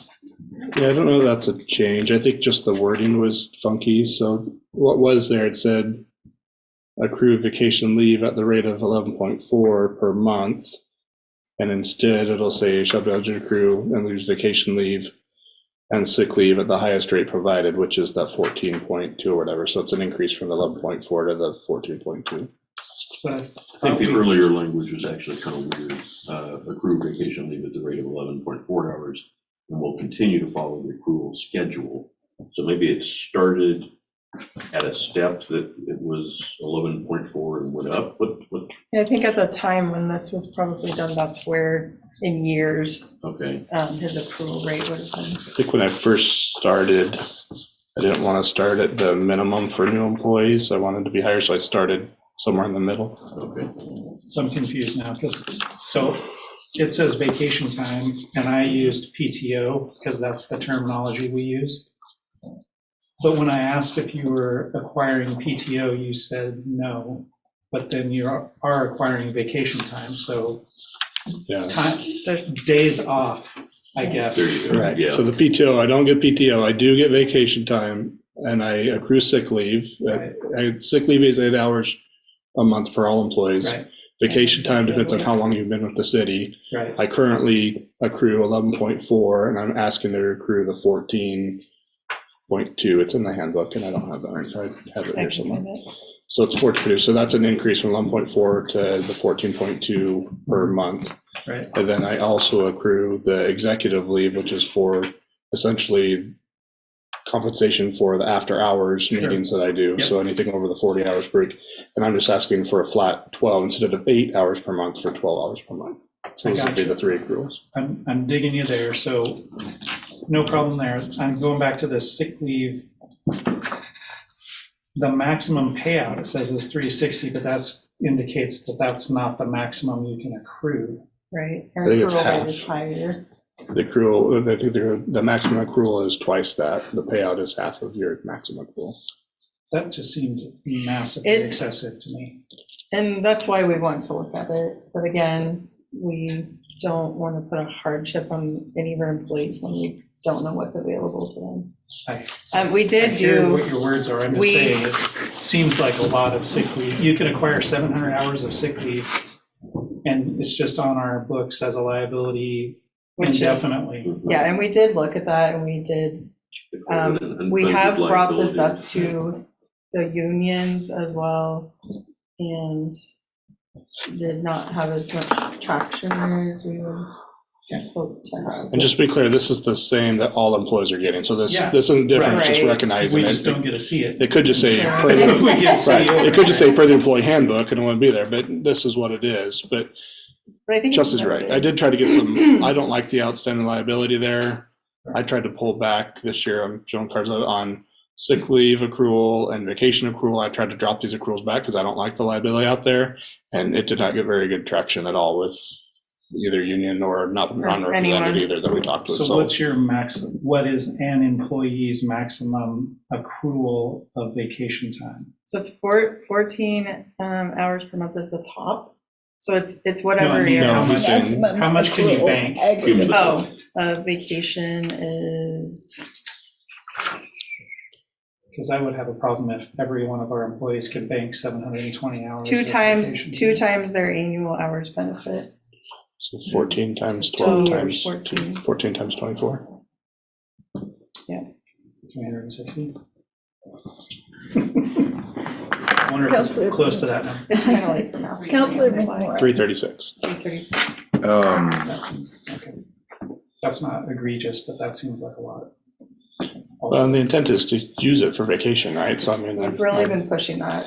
now Chris that I've and I got have some more really help, been it's a pushing little that. bit easier to take a little bit of time. And I hear you. it's been a struggle. It's not as difficult as Ruth trying to take a vacation day because of so many meetings and the schedule and getting packets out and whatever. It's difficult for anybody on the management staff to take that time. And so the accruals do get up there, but the intent is to try to go on vacation, come back recharged. Yeah, I So- think a lot of people view it as a savings account, frankly, so. And we've had that discussion. Yeah. And we're still working on that discussion. I think it should be noted. But right now, If you this always just have reflects. two less meetings. Yeah, yeah. I think this reflects what's happening for all staff. Counselor McMorro. That's the discussion. I just wanted to follow up on Council Brewer's comment about what our options are to discuss this. So we are able to discuss portions of this that aren't related to pay in an executive session? Yes. Okay. And Well, would compensation, let me, Compensation. so So think that of would that as include- broader that than. would include like vacation and sick leave? Because Because I mean, like what, They have payouts. like which portions of this would not be compensation, I guess? Like, does the termination and severance provision count as compensation? Because that would be a payout. I don't think so. And then like, I'm just like, would the cell phone stipend be compensation? Whether you give a stipend or whether you give a cell phone, probably not. Okay. It seems like that's kind of minimal. Okay. And like the signing bonus? That That's seems- compensation. Okay. I guess I would, just personally, I would like us to do that. I feel weird about us just talking about this once and then voting on it. I feel like with all the other contracts we're looking at for our unions, we took time to talk about them and sort of talk about the direction we wanted to go. And I don't see why this contract should be different. It's nothing against Chris or Was it anyone. It reviewed by the just, finance committee or anything? No, and part of this was That would be an option. part of this was coupling it with the employee schedule that came out. I Yeah, didn't want sure. that to come out and then lo and behold, my stuff comes out after, or likewise. So there was an effort to get this in front of you now. You know, in retrospect, and if we weren't up against our budget season and everything else, we could have this done earlier, but we just weren't there. So I don't have any problem if you want to sit on this for a little bit and table it. I don't think we've got executive sessions scheduled for next month, so I mean, we could put some time there. I mean, There's this no is rush. putting it- We need to have it hopefully done before July 1st when we Right. effect, but like I said, the numbers are in the Yes, budget. I know, If there's yeah. language that we want to massage, we can do that. I live in a fishbowl, so for me, it's not me, but if you're not comfortable having the discussion in the public session, then that's fine too, but I'm comfortable. I mean, I'm just, with whatever. if the council doesn't agree, that's fine, we can not do that. I guess I'm just, to me, it makes the most sense to treat this like we do our other contracts that we talk about. So I guess that would be my thought. And I'm not trying to hide anything from the public, it's just, I want us to kind of do this by the book of how we do contract negotiations. So Jim has something to say. Well, so as I wanted to kind of. Yes, right. Give that same Yes. information. I sent an email because Yeah. I had a question earlier today.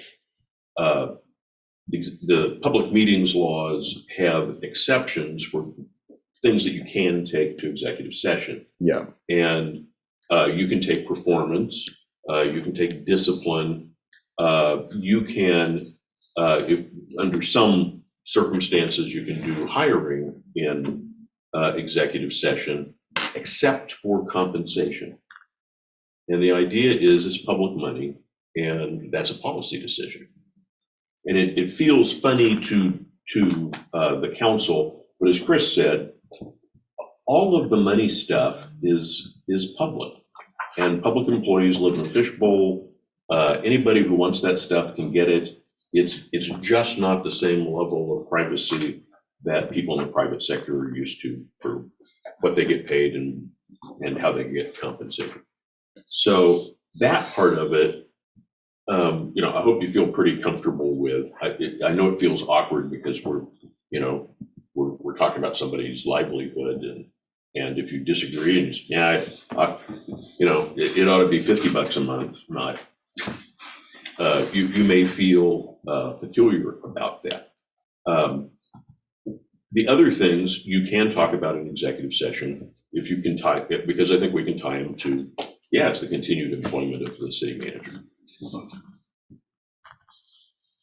I have two specific questions and a follow-up question for you. One is with respect to the signing bonus and the severance, the 18-month severance, were either of those addressed by HR Solutions? Did you No. ask them? No. Okay. And they wouldn't have.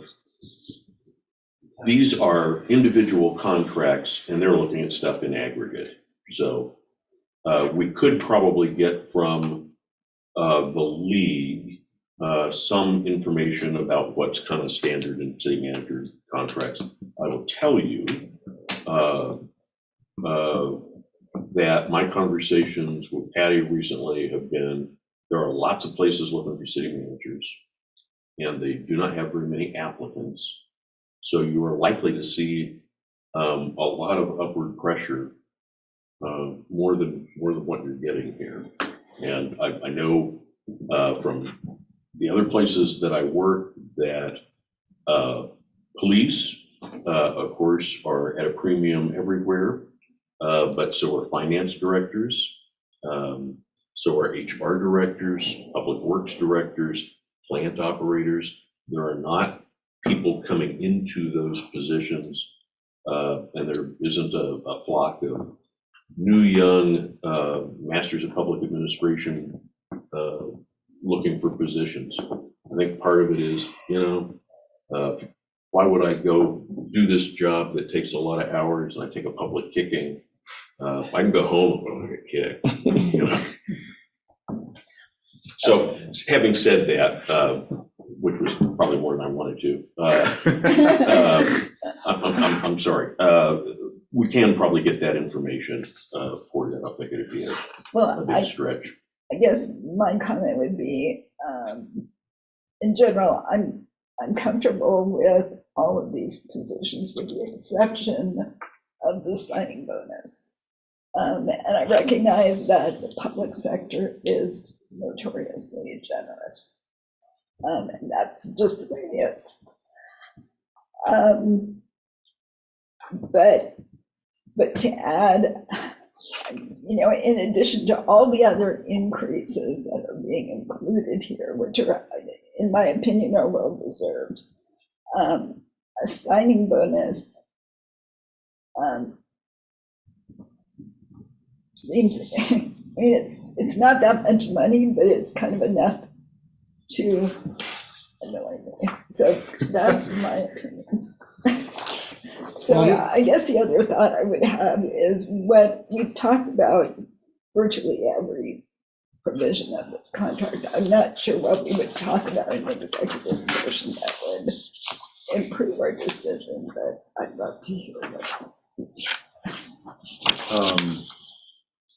I would just like to maybe have a little more time. And then I think if we're going to take a little more time and come back, I would like to have the chance to discuss any final thoughts with the council. And then we could present those to the city manager, just to kind of give this a little more of a back and forth. So we have talked about everything. I don't think I'm comfortable with everything in here. I think overall I'm not opposed to it, but I want to make sure we're being intentional with it and not just being like, well, I guess that's fine because we want to vote on it tonight. So I don't know if that really answers your question. It does answer my question. Would you like to make that a motion? I have a feeling potentially Councilor Lehman would. Councilor Lehman. Yes, I would like to move this to the finance committee. Oh. To review, just like they review most of our other contracts and things like that. And that would give us an opportunity to see about the validity of inserting a buyout clause, for example, things that I think could be important. And this isn't what we've been, I guess I should just make my motion, then I can talk to my motion after. If anyone seconds it, sorry. I'll second that motion. Great. Would you like to speak to the motion? I would love to speak to my motion. So, like, we just went through with the police officers and the union negotiation, and we're having a negotiation for the public works people in that union. This doesn't seem like a negotiation. This seems like it was presented and we could vote on it and accept it, or we could not accept it. It doesn't seem like a negotiation. That's why I want to move it to the finance committee, where there can be some opportunity to have an in-depth discussion about a couple of items that I think we need to have in here, like a buyout clause. Okay. May I ask when the finance committee meets? I don't know that we have a planned scheduled meeting. Finance, We no. don't have a meeting scheduled. Would need to schedule a meeting. When would you normally meet? Who's finance? We'll have to find a date. Okay, We'll have to hold it with members and find a date. okay. Councilor Nielsen? Oh, no, I'm just going to say, could we get that information from the MC prior to the finance meetings? We have I that. don't know when your meeting is. Okay, I mean, but when we have a meeting date, we would It's like to tonight, have 10 that. p.m. I think that would be helpful. But I think we can, we can. Is there other information that you want brought to that finance meeting that would help you? I'd like to review know if this? there's other contracts that have buyout options. I understand what Councilor Lehman is talking about, sorry about that. But I just would like to know how other cities, if that is something that is in other comparable contracts, that would be important, I think, for me to know, for us to know. And then thinking about signing donors, how is that a common practice? Is that something that city managers, that's a typical? I've seen it a lot for police lately. Even though they're already employed. And even though they're in unions, it's Retention this- bonuses. this last 2-year period. Maybe if we keep it, we should change the. I think that the thought was that this new agreement would be signed. I think that's what we went.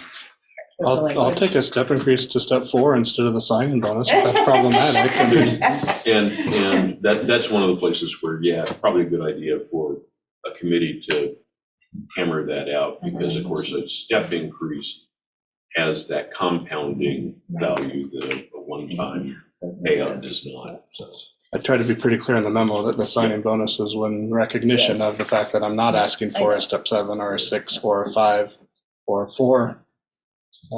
Very clear, thank you. Counselor Memorandum. I guess, we're just saying things. I recognize that the whole 18 months may be what some other places do. I just personally hate those kinds of clauses in contracts. I think often when you, not speaking from experience or anything, but when you're a staff member for elected officials, you serve at the will of the elected official. And if you are no longer meeting the will of the elected official, you no longer have a job. And I guess, I don't know, for me, that's just always kind of like, if you are the director of the Oregon Department of Education and the governor is no longer a fan of you, you are no longer the director of the Oregon Department of Education. If you are the superintendent of the Philomath School District and the school board does not like you anymore, if you have it in your contract, you can, I guess, but otherwise you're out. And so I guess I see that. I'm uncomfortable with 18 months. I do not want to pay someone to not work for the city for a year and a half, when we could be paying someone to work for the city with that money. So I guess that's just like a philosophical thing that I disagree with, but if the council feels that that's the right way to go with the market, I understand. It's just, it's something that's always bugged me about executive level positions. If another member of our executive team is let go, they don't get 18 months of severance. And I think the city manager is compensated well, especially with this. And I guess to me, part of that executive level of compensation comes with a certain level of, risk, a certain level of your job is to keep the people who were elected happy and manage your domain according to how they direct it. So that's just something that's always bugged me. I don't know if it's something that I will come around super easily on, but I do understand where we're coming from on it. I know I'm not on the council, let me just state, because I've seen a lot of this. You gotta get in your head that you're not talking about the cause. You're talking about making a political decision. But that's the same. No, but you're just saying you don't like somebody. That's the difference. So when you decide to fire somebody, like your example of the Department of Education, you just can't do that willy-nilly. But the governor can. You're taking an action. So you're making that choice. You just don't like somebody, not because they don't perform well, not because they didn't do a good job, not because they did something wrong. You're just saying we don't want you anymore. Then you're cutting somebody's career off. That's why those numbers are taking place. He can't let me go without cause. Sure. But because the answer to you guys, you can. And I think that's why those positions have those built-in numbers. Not on the council. Counselor. Thank you, Councilor McMorrin. I completely agree with you. Especially because people who are lower on the structure don't get that kind of safety net. And I also, I just agree with you. Yeah, I think I understand where it's coming from, but I think just respectfully, the governor can fire the head of a state agency for any reason at any time, even if the state agency is going well. If it's just not going the way the governor feels at the moment, they're at will employees, and the governor does that frequently. They have no recourse there. And I understand that's different, but to be fair, directors of state agencies aren't paid all that much more than Chris. So it's not like a completely different, situation. So, and I don't want this to turn into like Christopher's weird soapbox. So if the rest of the council's fine with it, I'll shut up. I just wanted to say that and it's not a Chris thing or a Philoma thing. It's just it's a thing in like executive contracts that has always annoyed me. Like when there's a motion. There is a. Oh, There is sorry, a yes, motion. okay. I'd like to hear from Chelsea. Hi. Yeah, Well, I just wanted to say on a general note that it is a little bit different because as an HR person, if Chris said, I want to let Ken go, I don't like him anymore. His personality, it is not a matter of Chris just saying right. Ken is, so it is a little bit different on the city level. And I think that is kind of important. I hear what you're saying on a higher level, but it would not be as easy. We've got CIS would say, you're going to have a huge lawsuit. We'd have Jim over. So I do hear what you're saying respectfully, but I do think it's a little bit different. And whereas I think that the council, you could have a community that decides, a small community, that they're going to get, and I worked for a school district where this happened, when it happened, and they said, we don't like this, let's get some people together and get them on this board, and just literally we're like, we don't like you, leave. I'm not speaking to what the package is, just in general, just that comment, not anything else. Thank you. I would like to ask if we could get comparable information for We can try to get it, severance. yeah. Because Chris gave us some anecdotal numbers, and I have no problem with severance packages, but I agree it's a different situation, and with that, I would like to call the question. So all in favor of moving this to the Finance and Administration Committee for further discussion? Please raise your hand and say aye. Aye. Aye. All opposed? No. Motion carries 5-1. Could a break? Well, I think we're done, aren't we? I know we got a couple Oh, reports and things. okay. I need a bio break. I'll be very blunt. All right. First. That's a nice way of saying it. I've never heard that before. 9/11. Thanks. This is making me laugh. I found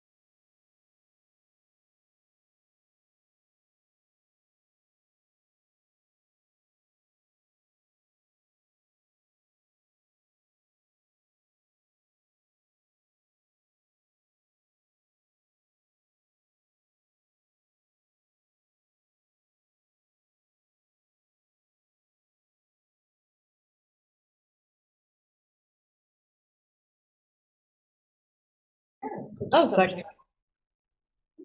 Thank you. Home All right. We Yeah, can not a good idea. come back So- into session. Why are you looking at me like that? What? Nothing, continue. I did want to, if I may, and you don't have to respond to this, but could I ask what the basis for your objection to the contract going to finance? I guess I just wanted the council as a whole to keep talking about it. Oh, I see. I wanted to hear more thoughts from other councilors, not just that one committee. That was my Okay. thought on that. I'm sure we will have an opportunity to come back, but thank you. Can I speak to that? So we're looking at a date, and we need to run it by for between now and the next council meeting. If the council wants, we can plan for an executive session prior to the next city council meeting as well. So in addition to kind of those concerns, because I heard that from a few people, but do we want to plan on an executive session prior to the June meeting to discuss Let's do, the at least contract? plan for it, we don't have. to Is do there it. not a May 22nd meeting? Hopefully not. That may be I had it the on finance my- admin meeting. That's the date we're looking at for the finance admin meeting. Okay, so not for me. Okay, we'll plan for both. Okay, Thank you. thank you. All right, the next item on our agenda is reports of boards, commissions, committees, council liaisons, and staff. I guess, can I just say one quick Yes. thing? For council liaisons, I went to the grand opening of the new Illyrica, DAXBot, Nova Dynamics, Mammoth, et cetera, campus as the Chamber of Commerce liaison, and it's beautiful. Great event. Councilor Lehman and his wife were there. And I don't know if you can drop by and go on a tour after the grand opening, but if you can, I'd encourage it. I think it's very exciting that we have that level of investment in our community and in our workforce, and that we have some really innovative things happening in Philomath. So I was very excited to be there, and I think that's the kind of stuff we need to keep trying to encourage. So I just wanted to say that. Thank you very much. Thank you. Let's see, I noticed that we have recognition of Chief Ken Rueben, Oregon Association of Chiefs of Police. Woo!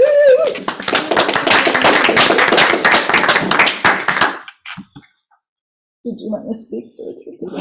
Yeah, I'll say a few words. We should make him stand up and get in front of the camera. What if we get a picture? So I will just read this brief one. This is from,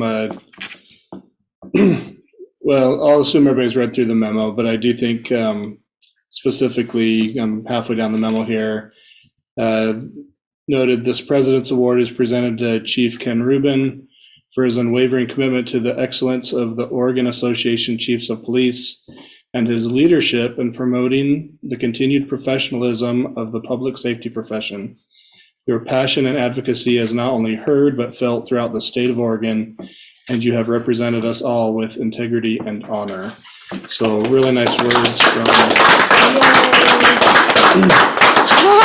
That's going to be in the paper tomorrow, the online paper. It's a word that's given out each year by the president of the association. It's a big deal, and I've spoken to this at finance admin a little bit as well, or some other, maybe it was budget meeting, something, but Ken does a great job for the city, but not just for the city of Philomath. He is very well respected throughout the entire state, and people look to him, they call for advice, they ask him to join on the committees, they try to steal him away from us all the time, and we're very fortunate to have him. So thank you, Chief Rueben, for your continued service to Philomath. Yes. Appreciate it. Do you want to say a few words, Ken? Not really. That's a first. You're kidding. Capture that in minutes, Ruth. I'd like to see the talent portion, please. No, you don't. Thank you for recognizing Chief Ruben. Are there any other counselors who wish to report, or any questions or comments on the management report? You have nothing more to say? I have a few things to add. I was going through mine earlier with staff, and I think I inadvertently left it on my desk, so I don't have it right in front of me. But I do want to just add, I had a note on there about the Mill Pond Crossing builder's deal. I just wanted to show the council. Let me share my screen real quick. He does have the new website up and going. This is the chiefs of police I was just looking at. So let me get off of here. No, stop sharing screen. Hold on, let me move this. Right Can't see. there. Thank you. Move this. Okay, thank you. So this is the home page. They do have this built. They're having a little bit of trouble with the site itself, and so they're working with, I think it's Wix or whoever's hosting it, to have it hosted all the time. So there's a little bit of kink right now, but I did tell Mr. Miller that I'd at least let the council have an update that this site had been created. There's a big push for this, for the background. When we met with them, there was a lot of concern about the lack of communication with residents, with contractors, with city, and that the city and the county were taking the brunt of all of the phone calls calling in because there wasn't good contact information or information about status. And so one of the big things we pushed on them that they heard was, you need to get something up there for the public to be able to get information about the methane issue, what's going on, what's been going on, and be able to have some contact information there. So they've created this website. I won't go through the whole thing, but it's there. We'll put a link to it on the planning side. So if people are looking for planning and they're going to Mill Pond, we'll have a link to get them here. We'll probably share it on Facebook as well, just as much interest as we've had, and to get the information out there. I'll just sample really quick because I don't want to spend a lot of time here, but a lot of information on the builder, challenges, solutions, the numbers, which is kind of there. This frequently asked question is really built out, and I was actually impressed by the amount of information here with all the different tabs. So quite a bit of information available, plan going forward. All the environmental documents are on this next tab over. And again, some narrative, but then when you get down to it, there's an interactive map, which you can click on, and it'll show you all of the testing sites for methane. You can click on the actual testing sites for methane. Of course, that's going to stall out. And it'll tell you all of the dates of all the inspections and what the readings for each of them were. So for a property owner that lives on site, this is a lot of information that they don't currently have access to very easily. So you can see kind of filter through. So there was a test done on April 11th at 12:40, and then it's got all the statistic stuff. And the one before that was done on 3/13, 4/27/23. So anyway, just a lot of information on that itself, on the mapping tool. And then the DEQ approved plans are here. The consent order, the amendments to the consent orders from DEQ, all that documentation is there. Homeowner updates, so this is what came out from DEQ. Some fact sheets that Mill Pond themselves, that's the one from DEQ. The fact sheets that are coming out from Mill Pond are out there as well. And then the Contact Us tab has been created, and they've got a website there. They don't have a phone number. Not my site. They've got an email address, and they're wanting to communicate through email so they can keep track of all those communications a little bit better. So again, just wanted to quickly report to the council that site's created, should be up and running. I would assume by the end of the week they'll get the kinks out of that and get that up for homeowners and potential future homeowners to be able to get information. Do you know who's maintaining this website? Mill Pond Crossing Development's maintaining it. I don't know who specifically. They have a I don't know. employee. It's not a company. It's a employee up there. I'm assuming it's a company, or I'm assuming it's a employee. Yeah. Yep.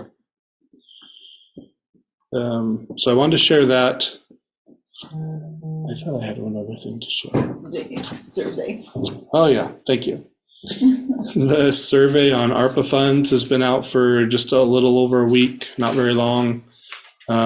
We're at 230. What are we at here? I'm not supposed to show you the data. 237 responses so far. This table kind of shows when the responses are coming in. So that was last Thursday, Friday, Saturday, Sunday had a little spike. We got another 5 in today.